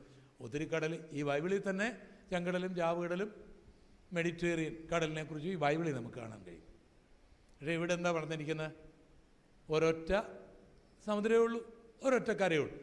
അത് ശരിയാണോ? കരയാണെങ്കിൽ നമുക്കറിയാം എത്രയോ ഭൂഖണ്ഡം. നമ്മൾ ഏഷ്യൻ ഭൂഖണ്ഡത്തിലാണ്. ആഫ്രിക്കൻ ഭൂഖണ്ഡമുണ്ട്, നോർത്ത് അമേരിക്കൻ ഭൂഖണ്ഡമുണ്ട്, സൗത്ത് അമേരിക്കൻ ഭൂഖണ്ഡമുണ്ട്. അവ എത്ര ഭൂഖണ്ഡമുണ്ട്? പക്ഷേ ഇവിടെ പറഞ്ഞിരിക്കുന്ന ഒരു ഭൂഖണ്ഡമേ ഉള്ളൂ, ഒരു സമുദ്രമേ ഉള്ളൂ. ഇത് നമുക്ക് വിശ്വസിക്കാൻ കൊള്ളുമോ? കുഞ്ഞുങ്ങൾ പറഞ്ഞാട്ടെ, കുട്ടികൾ പറഞ്ഞാട്ടെ, സ്കൂളുകളിൽ പഠിക്കുന്ന കുഞ്ഞുങ്ങളെ, കോളേജിൽ പഠിക്കുന്ന കുഞ്ഞുങ്ങളൊന്ന് കരമുയർത്തിക്ക്. ഇവിടെ ഉള്ളവരെ കരമുയർത്തി പിടിച്ചാട്ടെ. അപ്പം ഇത് പറഞ്ഞുകൊണ്ട് ചെന്നാൽ നിങ്ങളുടെ മാഷ് സമ്മതിക്കുമോ?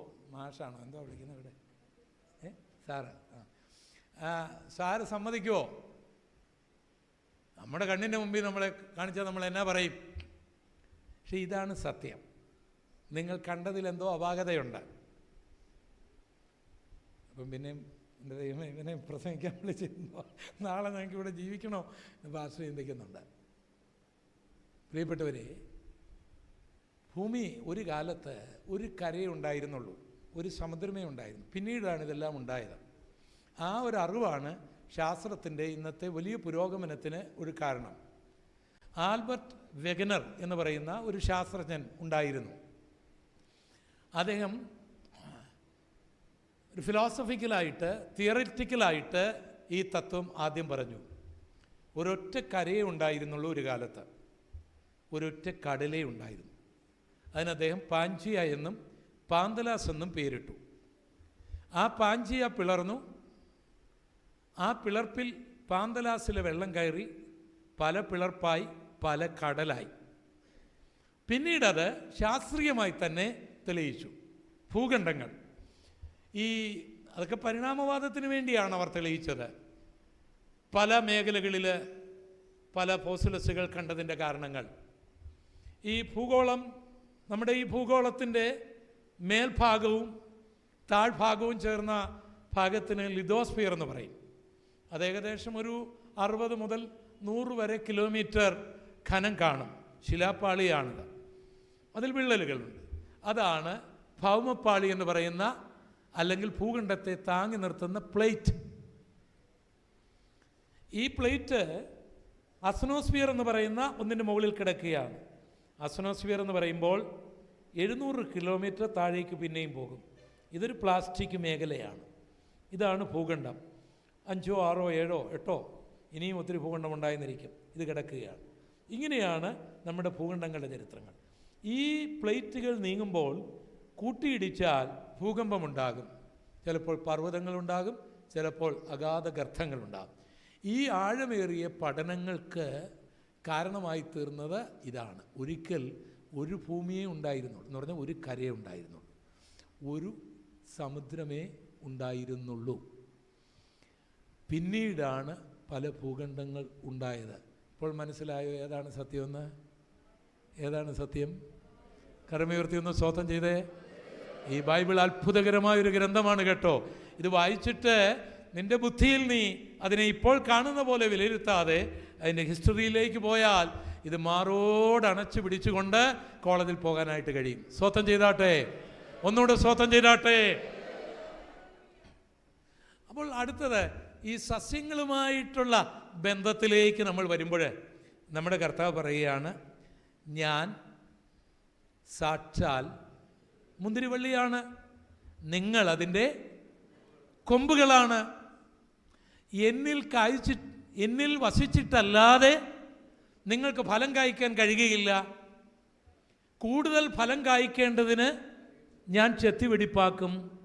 ഫലം കായ്ക്കാത്തതിനെ ഒരു ചുള്ളി പോലെ പുറത്ത് കളയും എന്ന് യേശു പറയാണ്. സസ്യശാസ്ത്രപരമായ ഒരു വ്യാഖ്യാനം. എവിടെയാണ് ഇത് എഴുതിയിരിക്കുന്നത്? യോഹന്നാൻ സുവിശേഷം 15-ാം അധ്യായം. അപ്പോൾ അതിൽ നിന്ന് കർത്താവ് നമ്മളെ പഠിപ്പിച്ചിരിക്കുന്നത് നമ്മൾ സസ്യങ്ങളാണ്, നമ്മൾ ഫലം കായ്ക്കേണ്ടവരാണ്. ഫലം കായ്ക്കുന്നവരെ കൂടുതൽ ഫലം കായ്ക്കേണ്ടതിന് ചെത്തിവെടിപ്പാക്കുന്നവനാണ്. കർത്താവേ, ഞാൻ പ്രാർത്ഥിച്ചിട്ടും, കർത്താവേ, ഞാൻ ഉപവസിച്ചിട്ടും, രാത്രിയും പകലും നിൻ്റെ വേല ചെയ്തിട്ടും എനിക്ക് മാത്രം എന്താ ഈ കഷ്ടത, എനിക്ക് മാത്രം എന്താ ഈ ദുഃഖം? പ്രാർത്ഥിക്കാത്ത, ഉപവസിക്കാത്ത, വല്ലപ്പോഴും ഒക്കെ വെള്ളമടിക്കുന്ന ആൾക്കാർക്കൊന്നും പ്രശ്നമില്ലല്ലോ എന്ന് നീ പറയണ്ട. കൂടുതൽ ഫലം കായ്ക്കാൻ ദൈവം നിന്നെ ചെത്തിവെടിപ്പാക്കുകയാണ്. കരമടിച്ച് ദൈവത്തെ സ്തുതിക്കാം. നിന്റെ കഷ്ടതകൾ നിന്നെ നശിപ്പിക്കുകയില്ല. യോബേ, നിന്റെ കഷ്ടതകൾ നിന്നെ നശിപ്പിക്കാനല്ല. യോസേപ്പേ, പൊത്തിപ്പേറിന്റെ ഭവനത്തിൽ നിന്നെ നശിപ്പിക്കാനല്ല. ആ ജയില് നിന്നെ നശിപ്പിക്കാനല്ല. ആ സഹോദരന്മാരുടെ എതിർപ്പുകൾ നിന്നെ നശിപ്പിക്കാനല്ല. നിന്നെ കൂടുതൽ ഫലം കായ്ക്കേണ്ടതിന് വേണ്ടിയാണ്. എന്നാൽ അവിടെ ഒരു ദൂതുണ്ട്. ഫലം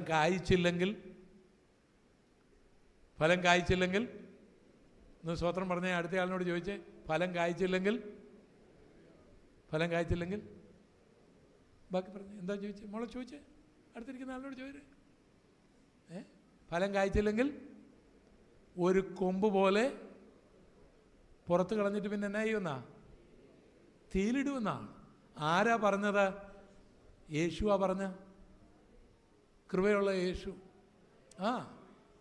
യേശുവിൻ്റെ ആ കൃപയെക്കുറിച്ച് ചിലർ അങ്ങ് പറഞ്ഞിട്ട് ഈ നരകം എന്നൊക്കെ പറയുന്നത് തെറ്റാണെന്നാണ് അങ്ങ് ഉപദേശിക്കുന്നത്. പിശാചിനേക്കാൾ ഭയങ്കര സ്നേഹമാണത്.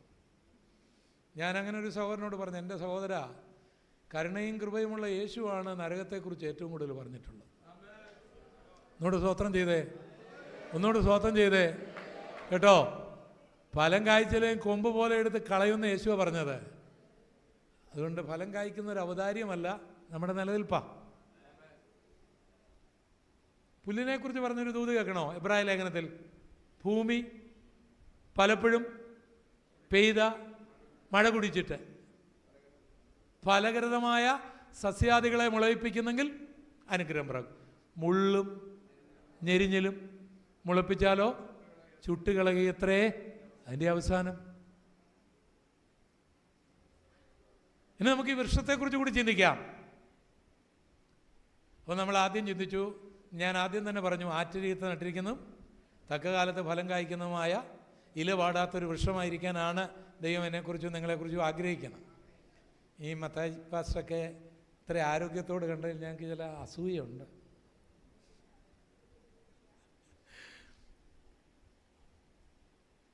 ഈ ദൈവത്തിൻ്റെ അഭിഷിക്തൻ ഞാനിപ്പോൾ താമസിക്കുന്ന ദേശത്ത് ഇവരൊറ്റയ്ക്കൊക്കെ വിശ്വാസത്തിൽ വന്ന ആ കാലങ്ങളിൽ കയറി ഇറങ്ങിയ കുടുംബങ്ങൾ പലരും ഇന്ന് 3 കുടുംബം തന്നെ ഞാൻ ശുശ്രൂഷിക്കുന്ന സഭയിലുണ്ട്. അതിലൊരാൾ രാജു സാറ് എൻ്റെ പുസ്തകമായിട്ട് പുറകിലിപ്പുണ്ട്. അദ്ദേഹത്തിൻ്റെ മകളെ ഇവിടെയാണ് വിവാഹം കഴിപ്പിച്ചിരിക്കുന്നത്. മിഥുനാണ് വിവാഹം കഴിച്ചിരിക്കുന്നത്, സിജായെ. ഇതൊക്കെ ഇൻ്റർ കണക്റ്റഡാണ്, ഇവരുടെയൊക്കെ പ്രവർത്തനങ്ങളാണ്. അപ്പം വാർദ്ധക്യത്തിലും നമുക്ക് ഫലം കായ്ക്കാൻ കഴിയും. സ്തോത്രം, സ്തോത്രം. പ്രായമായെന്നൊന്നും ഓർക്കണ്ട. ദൈവത്തിൻ്റെ വചനം ധ്യാനിച്ചാൽ ആറ്റരികത്ത് നട്ടിരിക്കുന്ന വൃക്ഷം പോലെ ആകാനായിട്ട് കഴിയും. തക്ക കാലത്ത് ഫലം കായ്ക്കുന്ന വൃക്ഷം പോലെ ആയിരിക്കും. അപ്പം ദൈവം എന്നെക്കുറിച്ചും നിങ്ങളെക്കുറിച്ചും ആഗ്രഹിക്കുന്ന അതാണ്. ഫലം കായ്ക്കണം. അതിനുവേണ്ടിയാണല്ലോ, ഫലം കായ്ക്കാനാണല്ലോ. അപ്പം ഫലം കായ്ക്കുക എന്ന് പറഞ്ഞാൽ എന്താ? ഫലം കായ്ക്കുക എന്ന് പറഞ്ഞാൽ എന്താ? എന്താണ് ഒരു വൃക്ഷം ഫലം കായ്ക്കുക എന്ന് പറഞ്ഞാൽ? ഞാൻ മുമ്പേ പറഞ്ഞ പോലെ പ്രകാശ സംശ്ലേഷണമാണ് അതിൻ്റെ വിഷയം.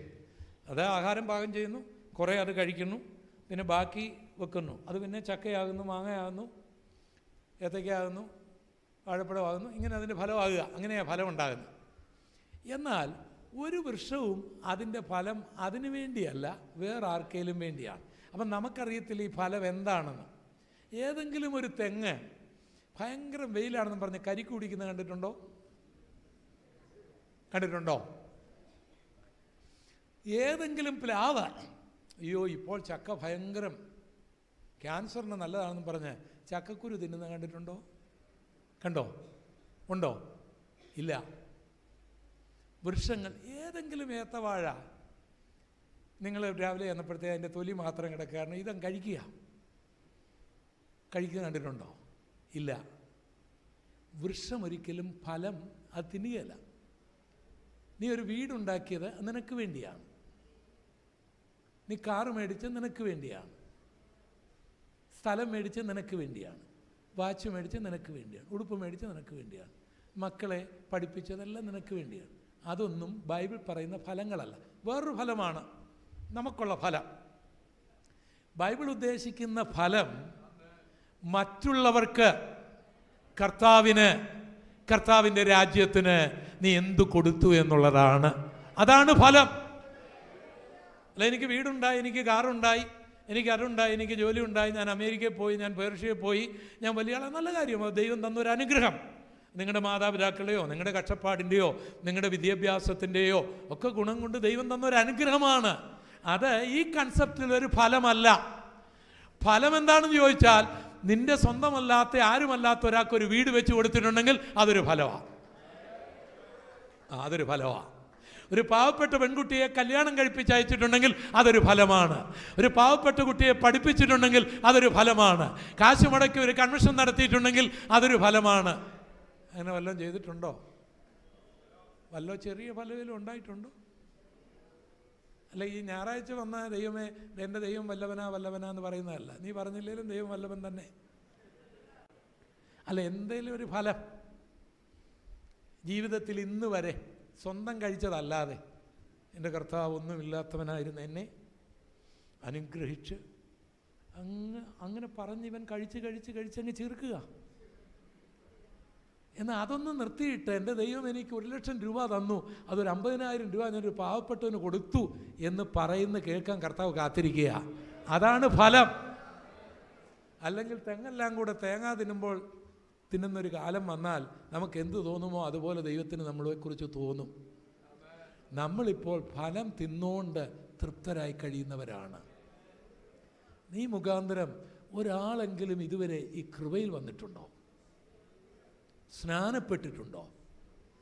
അഭിഷേകം പ്രാപിച്ചിട്ടുണ്ടോ? സുവിശേഷ വേലയ്ക്കായി ഇറക്കിയിട്ടുണ്ടോ? ഒരു കർത്താവിൻ്റെ ദാസൻ്റെ വേലയ്ക്ക് വേണ്ടി കൊടുക്കാൻ കഴിഞ്ഞിട്ടുണ്ടോ? ഇതൊന്നുമില്ലെങ്കിൽ സ്നേഹിത, നീ അപകട സോണിലാണ്. എന്ന് പറഞ്ഞാൽ ചുട്ടുകളയാൻ നീ നിൽക്കുകയാണ്. ഫലം കായ്ക്കുക എന്ന് പറയുന്നത് ഔദാര്യമൊന്നുമല്ല. അതറിഞ്ഞിരിക്കണം. അങ്ങനെ ചിലർക്കുണ്ട്, ഞാൻ കൊടുത്താലേ നടക്കുമെന്ന്. ഞാൻ കൊടുത്തില്ലേലും നടക്കും, പക്ഷെ ഞാൻ നടക്കണേ ഞാൻ കൊടുക്കണം. ഞാൻ കൊടുത്തില്ലേലും നടക്കും. ആരുടെ കാര്യം നടക്കും? കർത്താവിൻ്റെ കാര്യം നടക്കും, പക്ഷെ ഞാൻ നടക്കുകയല്ല. അത് മനസ്സിലാക്കാൻ ഒരു കാര്യം പറയാം. നിങ്ങളൊരു തെങ്ങ് നട്ടു, 10-20 വർഷമായിട്ട് എന്തോ അതിന് നിങ്ങൾ അതിൻ്റെ ചെറിയ ഏറ്റവും പറയുന്നത് എന്താ, പൂഞ്ഞയ്ക്ക, ഒരു വെള്ളയ്ക്ക പോലും ഉണ്ടായില്ലെങ്കിൽ അത് നിങ്ങൾ ഉമ്മ വെച്ചുകൊണ്ടിരിക്കുമോ?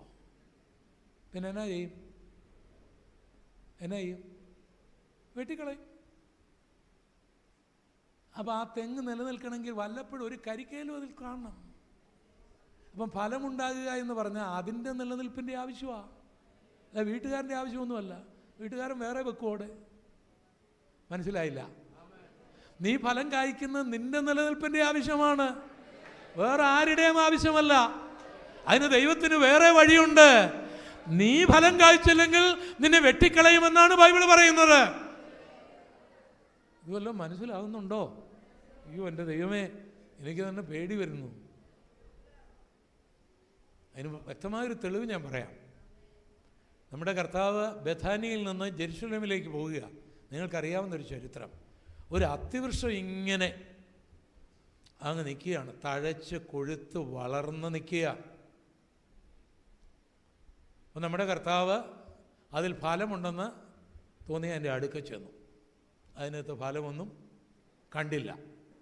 യേശു അതിനെ ശപിച്ചു. ആരാ ശപിച്ച? യേശു അല്ലല്ല. ആരാ ശപിച്ച? യേശു ശപിച്ചു. കരുണയുള്ള സ്നേഹമുള്ള യേശു ശപിച്ചു. എന്നിട്ടത് വേരോടെ ഉണങ്ങിപ്പോയി. എന്നിട്ട് അവിടെ എഴുതിയിരിക്കുകയാണ്, അത് അത്തിപ്പഴത്തിൻ്റെ കാലം അല്ലായിരുന്നു. ഇനി ഞാൻ 1 മിനിറ്റ് ഒരു യുക്തിവാദിയാകുകയാണ്. നിങ്ങളതിന് മറുപടി പറയണം, സ്വത്രം പറഞ്ഞാൽ പോരാ.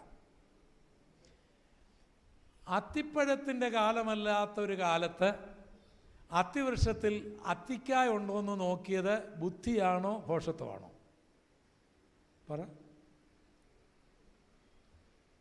പറ ദേവദാസന്മാരെ. മാങ്ങ ഇല്ലാത്ത കാലത്ത് മാവിൽ മാങ്ങ പറിക്കാൻ പോകുന്നത് ശരിയാണോ തെറ്റാണോ? യുക്തിയാണോ? എന്താ മിണ്ടാത്ത? മറുപടി പറയണം. 2, യേശുവിനെ പോലുള്ള ആൾക്ക് ഇത്ര വിശപ്പിൻ്റെ ആക്രാന്തമാണോ? ഒരത്തിക്കായ അങ്ങോട്ട് കഴിച്ചില്ലേലും പുള്ളി ജീവിക്കുകയല്ലേ? അത് മറ്റുള്ള പിള്ളേരെ പോലാണോ? യേശുവിനെ പോലുള്ളവർ അങ്ങനെ അത് ചെയ്യാവോ? അത്ര വിശപ്പ് സഹിക്കാൻ മേലാത്ത ആയിരുന്നു യേശു. 3-ാമത്തെ ചോദ്യം, വൃക്ഷങ്ങൾ വെച്ച് പിടിപ്പിക്കേണ്ടവരാണ് നമ്മൾ.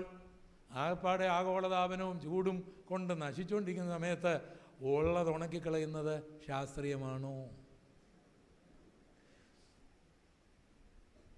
ശബ്ദമെല്ലാം പോയല്ലോ. ഞങ്ങളുടെ സ്റ്റേജിൽ കയറി ഞങ്ങളുടെ യേശുവിനെതിരായി പറയുകയാണെന്നാണോ ചിന്തിക്കുന്നത്?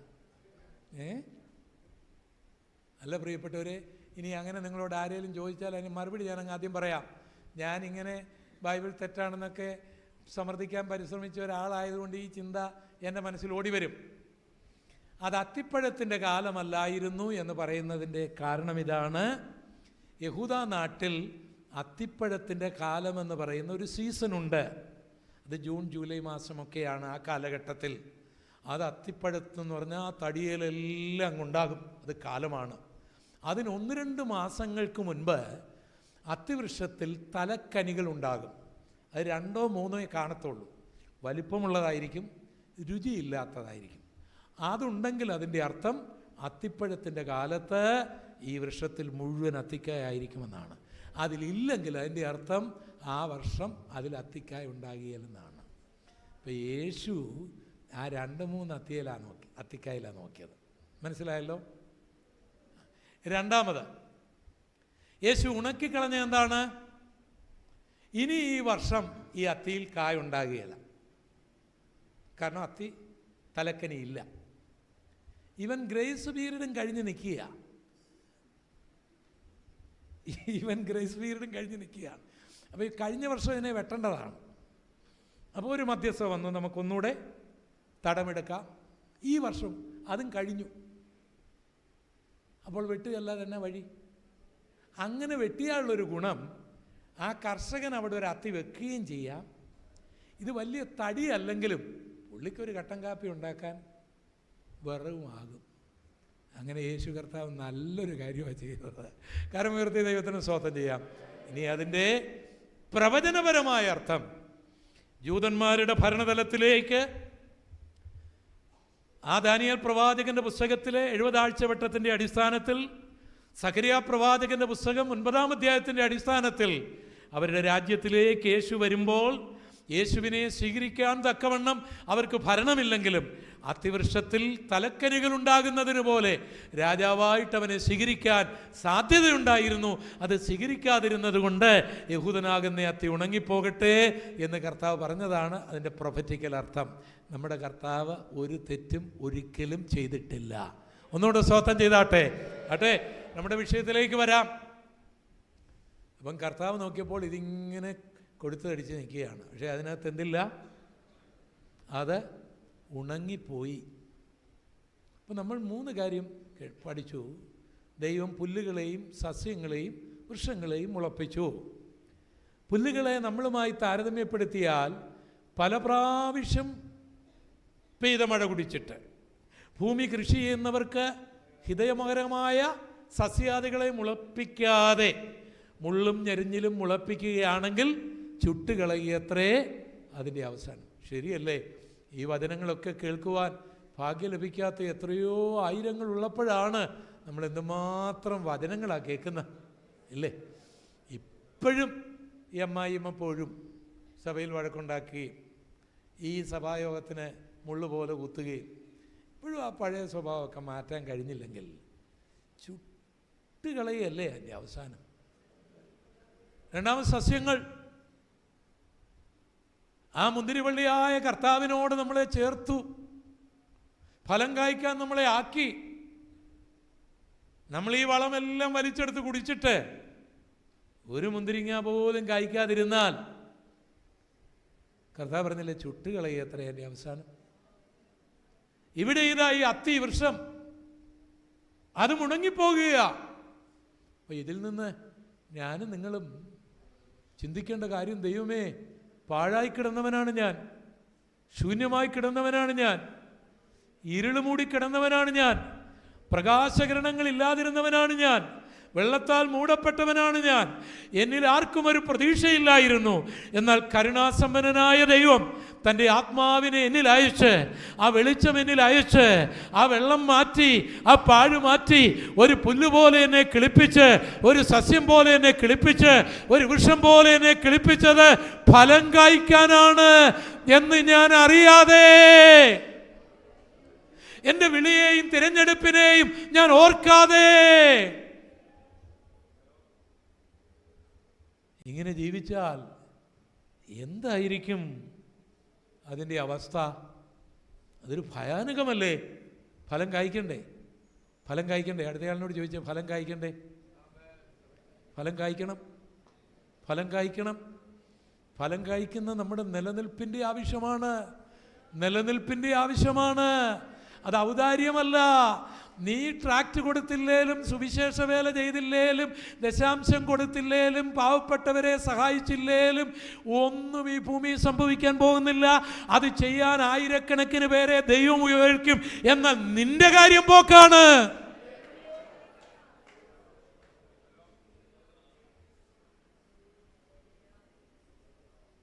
എത്ര പേര് ഫലം കായ്ക്കാൻ ആഗ്രഹിക്കുന്നുണ്ട്? എത്ര പേര് ഫലം കായ്ക്കാൻ ആഗ്രഹിക്കുന്നുണ്ട്? എത്ര പേരുടെ ഫലം നിലനിൽക്കാൻ ആഗ്രഹിക്കുന്നുണ്ട്? നിങ്ങൾ ആഗ്രഹിക്കുന്നെങ്കിൽ അതിനെതിരായി ഇന്ന് വ്യാപരിക്കുന്ന എല്ലാ ഇരുളുകളെയും, എല്ലാ പാഴുകളെയും, എല്ലാ ശൂന്യതയെയും, എല്ലാ വെള്ളത്തെയും മാറ്റുവാൻ ദൈവം ഒരു കൽപ്പന പുറപ്പെടുവിക്കട്ടെ. ആ കരമടിച്ച് ദൈവത്തെ ആരാധിക്കാം. ഫലമുണ്ടാകാതിരിപ്പാൻ, കിളിർത്തു വരാതിരിപ്പാൻ, ഫലം കായ്ക്കാതിരിപ്പാൻ വ്യാപരിക്കുന്ന ഇരുളുകൾ, പാഴുകൾ, അതിൻ്റെ ശൂന്യതകൾ, അതിൻ്റെ വെള്ളം യേശുവിൻ്റെ നാമത്തിൽ മാറട്ടെ. Hallelujah, hallelujah. ബേത്ലഹേമിലെ യവക്കൊയ്ത്ത് പോലെ ദൈവം നമ്മളെ നല്ല പുല്ലുകളായി, നല്ല സസ്യങ്ങളായി, നല്ല വൃക്ഷങ്ങളായി മാറ്റട്ടെ. ഈ 3 ദിവസത്തെ യേശു കർത്താവിൻ്റെ ജനനത്തോടും മരണത്തോടും ഉയർപ്പിനോടും വ്യാഖ്യാനിക്കാനായിട്ട് കഴിയും. നമ്മുടെ കർത്താവ് എമ്മോസിലേക്ക് പോയ ശിഷ്യന്മാരെ മോശയുടെ പുസ്തകം തുടങ്ങി സങ്കീർത്തനങ്ങളിലും പ്രവാചക പുസ്തകങ്ങളിലും തന്നെക്കുറിച്ച് എഴുതിയിരുന്നത് അവർക്ക് വ്യാഖ്യാനിച്ചു കൊടുത്തു. ലൂക്കോസ് 23-24 അധ്യായങ്ങൾ വായിക്കണം. അപ്പോൾ ഈ മോശയുടെ പുസ്തകത്തിൽ, ഈ ഉൽപ്പത്തി പുസ്തകത്തിൽ യേശുവിനെ കുറിച്ച് എവിടെയാണ് നമ്മൾ കാണുന്നത്?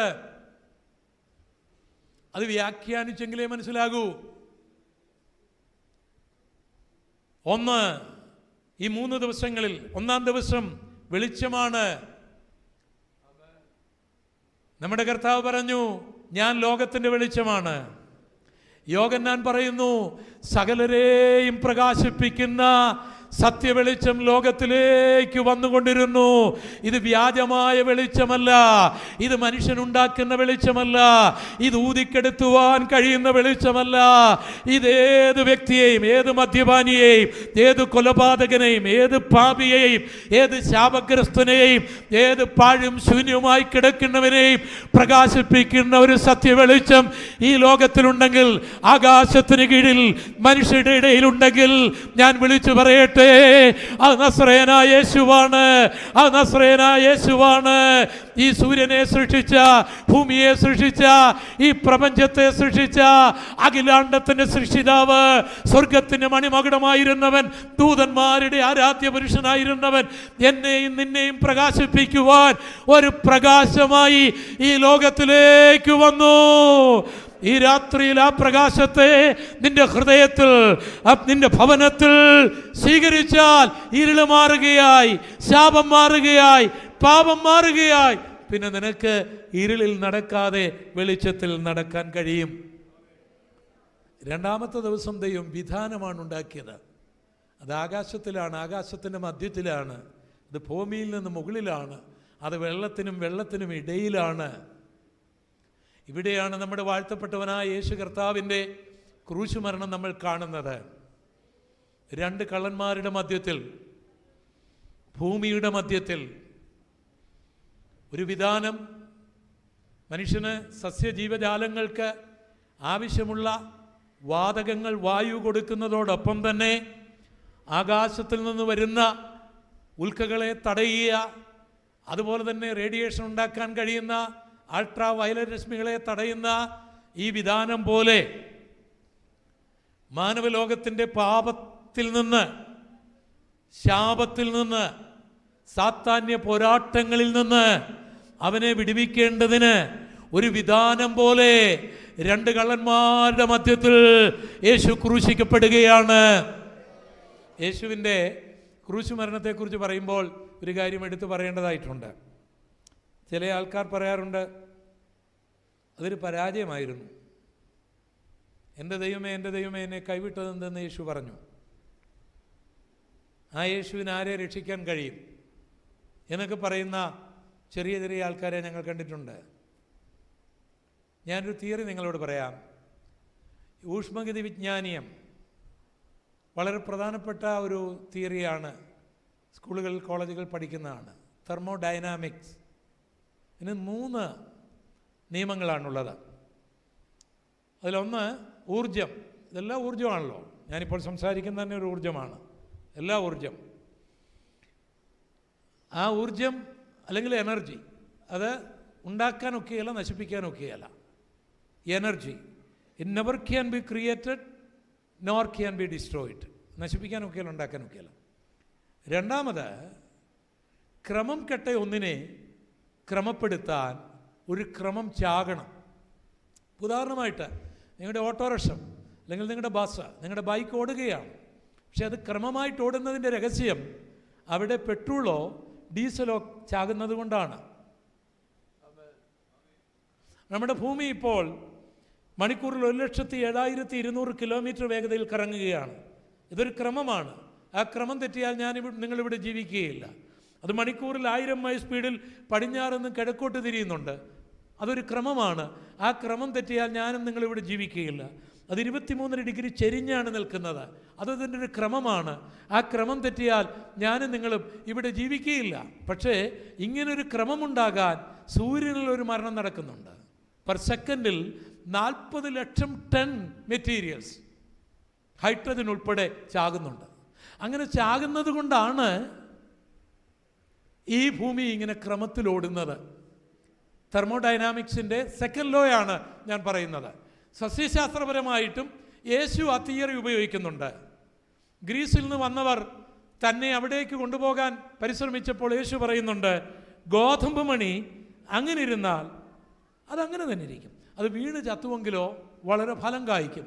നിങ്ങൾ കാണുന്ന തെങ്ങുകൾ, വൃക്ഷങ്ങൾ, മാവുകൾ, അത് ഫലം കായ്ച്ചു നിൽക്കുകയാണ്.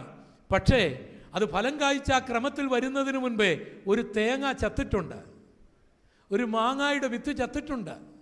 അതവിടെ ചാകുകയാണ്. അത് ചാകുമ്പോൾ അതിന് പകരമായി ക്രമമുള്ളൊരു മാവ് കിളുത്തു വരികയാണ്. അപ്പം മരണമെന്ന് പറയുന്നത് ഒരു പരാജയമല്ല സ്നേഹിത. ക്രമം കെട്ട നിന്നെ, പാപിയായ നിന്നെ, ശപിക്കപ്പെട്ട നിന്നെ, വഴിതെറ്റിപ്പോയ നിന്നെ ക്രമപ്പെടുത്തേണ്ടതിന് വേണ്ടിയാണ് ജീവന്റെ നായകൻ ക്രൂശിക്കപ്പെട്ടത്. കരമുയർത്തി ദൈവത്തെ സ്തുതിക്കാം, കരമുയർത്തി ദൈവത്തെ സ്തുതിക്കാം. യേശുവിന് വേണമായിരുന്നെങ്കിൽ തൻ്റെ ശത്രുക്കളെ ഒരൊറ്റ നോട്ടം കൊണ്ട് ഭസ്മമാക്കാമായിരുന്നു. യേശുവിന് വേണമായിരുന്നെങ്കിൽ ഹിമാലയത്തെയും സഹ്യപർവ്വതത്തെയും തൻ്റെ ഒരു വിരലിൽ പൊക്കി തൻ്റെ ശത്രുക്കളുടെ മുകളിൽ ഇടാമായിരുന്നു. യേശു കാർക്കിച്ചൊന്ന് തുപ്പിയിരുന്നെങ്കിൽ ഈ സൗരയുധം പോലും അവിടെ കാണുകയില്ലായിരുന്നു. അവൻ പ്രപഞ്ചത്തിൻ്റെ നാഥനായിട്ടും പാപിയായിരുന്ന എന്നെ, ശപിക്കപ്പെട്ട എന്നെ, വഴിതെറ്റിപ്പോയ എന്നെ ക്രമപ്പെടുത്തേണ്ടതിന് വേണ്ടി അവൻ എൻ്റെ ശാപം ഏറ്റെടുക്കുകയാണ്. ഗതസമന തോട്ടത്തിൽ അവൻ എൻ്റെ ശാപം ഏറ്റെടുക്കുകയാണ്, എൻ്റെ പാപം ഏറ്റെടുക്കുകയാണ്. അതിനുവേണ്ടി ആ പുറമുഴവുചാല് പോലെ പ്പെടുകയാണ്. ആ മനോഹരമായ ശിരസിൽ മുടിമുടി വെച്ച് അടിച്ചു കയറ്റുകയാണ്. ആ മുഖത്തെ രോമങ്ങൾ പിഴുതു പറിക്കുകയാണ്. ആ ക്രൂശുമായി ഗോൽഗോത്തായിലേക്ക് നടന്ന് നീങ്ങുകയാണ്. ആ കാൽക്കരങ്ങൾ തുളയ്ക്കപ്പെടുകയാണ്. 6 മണിക്കൂറുകൾ അവിടെ പിടഞ്ഞു മരിക്കുകയാണ്. അവൻ എന്തിനാണ് മരിച്ചതെന്നറിയാമോ? ഞാനും നീയും ജീവിക്കേണ്ടതിന്, എനിക്കും നിനക്കും ജീവൻ ഉണ്ടാകേണ്ടതിന്, അത് സമൃദ്ധിയായി ഉണ്ടാകേണ്ടതിന്, അന്ധകാരത്തിൽ നിന്ന് വിടുവിക്കപ്പെടേണ്ടതിന് അവനൊരു വിധാനമായി തീരുകയായിരുന്നു. ആ കഥ അത് അവിടെ കൊണ്ട് അവസാനിക്കുന്നില്ല. 3-ാമത്തെ ദിവസം നമ്മൾ എന്താണ് കണ്ടത്? പാഴും ശൂന്യവുമായി കിടന്ന അതേ ഭൂമിയിൽ ജീവൻ്റെ തുടിപ്പുകൾ ഉണ്ടാകുകയാണ്. എൻ്റെ കർത്താവിനെ അവർ ക്രൂശിച്ച് യാഗമായി കഴിഞ്ഞ് അരിമത്യക്കാരനായ യോസഫിൻ്റെ കല്ലറയിൽ അടക്കം ചെയ്തു. ഇമ്പീരിയൻ മുദ്ര കൊണ്ട് മുദ്രകുത്തി. ഇറ്റാലിയൻ പട്ടാളക്കാരെ അവിടെ കാവൽ നിർത്തി. പക്ഷെ മൂന്നാം ദിവസം ദാവീദിന്റെ മുളയായവൻ ഇശായിയുടെ കുറ്റിയിൽ നിന്ന് ആ കുറ്റി വെട്ടിയെങ്കിലും 3-ാം ദിവസം അവൻ ഉയർത്തെഴുന്നേറ്റു. ഞാൻ പ്രസംഗിക്കുന്ന കർത്താവ് ഇന്നും ജീവിക്കുന്നവനാണ്. ഞാൻ പിരമിഡിന്റെ ഉള്ളിൽ ചെന്ന് കിങ്സ് ചേംബറും ക്യൂൻസ് ചേംബറും കണ്ടിട്ടുണ്ട്. ഇന്ത്യ ഉൾപ്പെടെയുള്ള രാജ്യങ്ങളെ അടക്കി ഭരിച്ച, രാജാക്കന്മാരെ അടക്കിയ വെസ്റ്റ് മിനിസ്റ്റർ ആബിയിൽ ഞാൻ പോയിട്ടുണ്ട്. നമ്മുടെ കോഹിന്നൂർ രത്നം പോലുള്ള രത്നങ്ങൾ തലയിൽ ചൂടിയ ആ കിരീടങ്ങൾ ഞാൻ കണ്ടിട്ടുണ്ട്. ജോൺ എഫ് കെന്നഡിയുടെ കല്ലറ ഞാൻ കണ്ടിട്ടുണ്ട്. ഇന്ത്യയിലെ മഹാരഥന്മാർ മരിച്ച അല്ലെങ്കിൽ അടക്കി അല്ലെങ്കിൽ ദഹിപ്പിച്ച ഭൂമിയിൽ ഞാൻ സഞ്ചരിച്ചിട്ടുണ്ട്. താജ്മഹൽ ഞാൻ കണ്ടിട്ടുണ്ട്. പക്ഷേ ഞാൻ തുറക്കപ്പെട്ടൊരു കല്ലറ കണ്ടു. അത് ജെറുസലേമിലാണ്. അത് മറ്റാരുമല്ല, ഞങ്ങൾ പാടുന്ന, ഞങ്ങൾ പ്രസംഗിക്കുന്ന, ഞങ്ങൾ ആരാധിക്കുന്ന, ഞങ്ങൾ വിശ്വസിക്കുന്ന നസ്രയനായ യേശുവാണ്. 3-ാം ദിവസം അവൻ ഉയർത്തെഴുന്നേറ്റു. അവൻ ഇന്നും ജീവിക്കുന്നു. കരമടിച്ച് ദൈവത്തെ ആരാധിക്കാം.